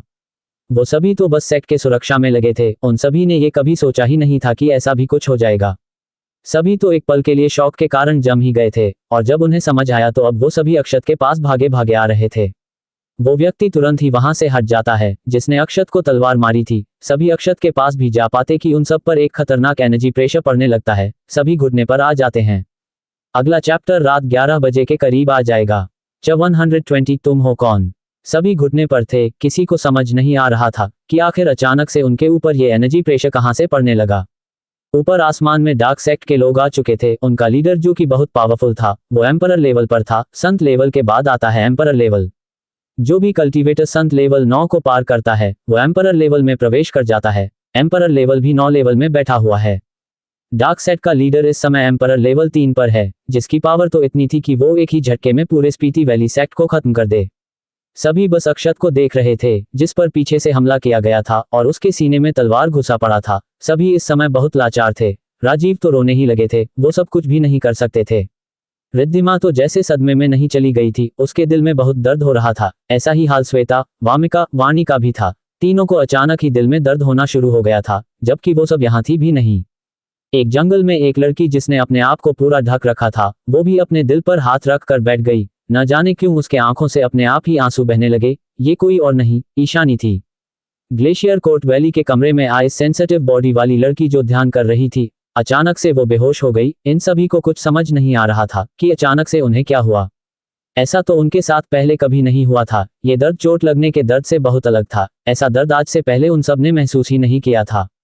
इधर टॉमी को कुछ महसूस होता है। वो स्पीति वैली सेक्ट की ओर देखने लगता है, पर फिर वो अपना सिर हिला देता है। वो कहता है वहां मास्टर गए हुए हैं तो क्या ही दिक्कत होगी। तभी वो सामने देखता है कि श्वेता खून की उल्टियां कर रही थी। कौवा और टॉमी कहते हैं ये क्या हुआ है तुम्हें। उन दोनों को श्वेता की चिंता होने लगी। हाँ, ये बात अलग थी कि तीनों के विचार कभी मेल नहीं खाते थे और तीनों एक दूसरे की बेइज्जती करने में पीछे भी नहीं हटते, लेकिन फिर भी उन्हें एक दूसरे की चिंता जरूर थी। श्वेता कहती है मुझे ऐसा लग रहा है कि जैसे मेरे सीने में किसी ने तलवार घुसा दिया, कहीं मास्टर को तो कुछ नहीं हुआ है। टॉमी हंसते हुए कहता है अरे तुम ऐसी फालतू बातें सोच भी कैसे सकती हो। हमारे मास्टर को कुछ नहीं हो सकता है, वो सबसे पावरफुल हैं यहाँ इस दुनिया में। श्वेता के साथ ऐसा इसलिए हो रहा था क्योंकि वो अक्षत से ब्लड कॉन्ट्रैक्ट से बंधी बीस्ट थी, जिसके कारण उसके साथ ऐसा हो रहा था। हालांकि ये होना नहीं चाहिए था, पर फिर भी उसके साथ ऐसा हो रहा था। टॉमी और कौवा ब्लड कॉन्टैक्ट से जुड़े नहीं थे। श्वेता को भी लगा कि जरूर उसे कोई गलतफहमी हो रही है, जरूर उसको ही कुछ ऐसा वैसा हो गया होगा जिसके वजह से उसके साथ ये हो रहा था। और वहीं दूसरी तरफ रिद्धिमा अक्षत को देख रही थी। उसकी आंखों से आंसू लगातार बहे ही जा रही थी। न जाने क्यों उसके साथ ऐसा हो रहा था। वो तो आज ही इस लड़के से सही से मिली थी, पर अभी तक तो उसने इसे अच्छे से जाना भी नहीं था, पर फिर भी उसे अक्षत को खोने का बहुत दर्द हो रहा था। सामने अक्षत अपने घुटने पर आ गया था। उसके सीने से खून बहे जा रहा था, पर वो खून जमीन पर नहीं गिर रहा था।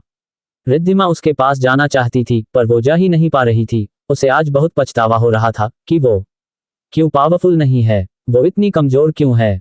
वो तो इतनी भी पावरफुल नहीं है कि अक्षत के पास जा सके, तो कुछ करने की तो बात ही अलग है। वो जोर जोर से अक्षत का नाम लेकर चिल्ला रही थी। उससे अक्षत की ये हालत देखी नहीं जा रही थी। डार्क सेक्ट का लीडर सामने का नजारा देख कहता है ये सब तो कीड़े मकोड़े हैं, और क्या यही वो अक्षत सिंह है जो यहाँ का सेक्ट लीडर बना था। ये तो बहुत ही कमजोर है। भला इसके जैसे कमजोर को कोई सेक्ट लीडर भी कैसे बना सकता है। सुनने में आया था कि इसने ही बीस्ट ग्रुप को खत्म किया था, पर लगता है कि ये बात झूठ है। इतना कमजोर 19 से 20 साल का लड़का क्या ही कर सकता है। ये स्पीति वैली सेक्ट वाले बेवकूफ हैं। इतना कहकर वो अपने प्रेशर को और भी बढ़ा देता है। राजीव और बाकी के श्रेष्ठ अब जमीन में धंसने लगे थे। उन्हें तो ऐसा लग रहा था कि जैसे उनका सिर ही अभी गुब्बारे की तरह फट जाएगा। सभी अपने सामने अक्षत को देख पा रहे थे। उन सबको बहुत दुख हो रहा था कि उनके सेक्ट लीडर ने ना जाने क्या क्या किया था उन सब के लिए, पर वो सब कुछ भी नहीं कर पाए। वो उनके पास तक नहीं जा पा रहे हैं। शायद यही उन सब का अंत था, ऐसा सभी सोच रहे थे। अब तो कई लोगों ने हार मान लिया था और उस प्रेशर का विरोध करना ही बंद कर दिया था। अक्षत के दिमाग में चल रहा था ये सही ही तो कह रहा है। मेरे जैसे कमजोर को सेक्ट लीडर नहीं बनना चाहिए था, जो अपने सेक्ट को प्रोटेक्ट तक नहीं कर सके। मैं कमजोर हूँ, मैं कमजोर हूँ। ठीक है, अब मैं चलता हूँ। मुझे तुम सब माफ कर देना। तुम्हारा सेक्ट लीडर तुम सब के लिए कुछ भी नहीं कर पाया। अलविदा सभी। मुझे यहाँ बहुत मजा आया तुम सबके साथ। अक्षत अब वाणी, ईशानी, वामिका, रिद्धिमा और उस आइस सेंसिटिव बॉडी वाली लड़की को याद करता है। उसके मुंह से हल्की सी आवाज में निकलता है, मुझे तुम सब भी माफ कर दो मास्टर भूमि, मैं आपका पावरफुल स्टूडेंट नहीं बन पाया, सॉरी मास्टर। इतना कहकर अक्षत अपनी आंखें बंद कर लेता है और उसका सिर बेजान सा नीचे लटक जाता है। उस एनर्जी प्रेशर की वजह से कई लोग तो कुचल कर मर गए थे। वो लीडर कहता है, जाओ ढूंढो उसे, क्या वो यहाँ पर है? अगर है तो मेरे सामने लेकर आओ। उसके सभी लोग पूरा सेक्ट छान मारते हैं पर उन्हें वो नहीं मिलता जो वो सब यहाँ ढूंढने आए थे। सभी उसके साथी लीडर को रिपोर्ट देने लगते हैं कि वो नहीं मिला। वो लीडर अपना चेहरा अजीब सा बना लेता है। वो कहता है, जानकारी के हिसाब से उसे यही होना चाहिए था। हमारे सेक्ट लीडर का अनुमान गलत नहीं हो सकता है। तुम सब फिर से ढूंढो, हो सकता है उसे इन सब ने कहीं छुपा दिया हो। वो लीडर भी अब सारी जगह देखने लगता है लेकिन उसे भी कुछ नहीं मिलता। उसके चेहरे पर अब सिकन आ जाती है। रिद्धिमा जो धीरे धीरे अक्षत के करीब बढ़ रही थी, वो मार्शल लेवल 4 पर, लेकिन फिर भी वो अब तक भी बेहोश नहीं हुई थी और वो इस एनर्जी प्रेशर को अभी तक झेल पा रही थी।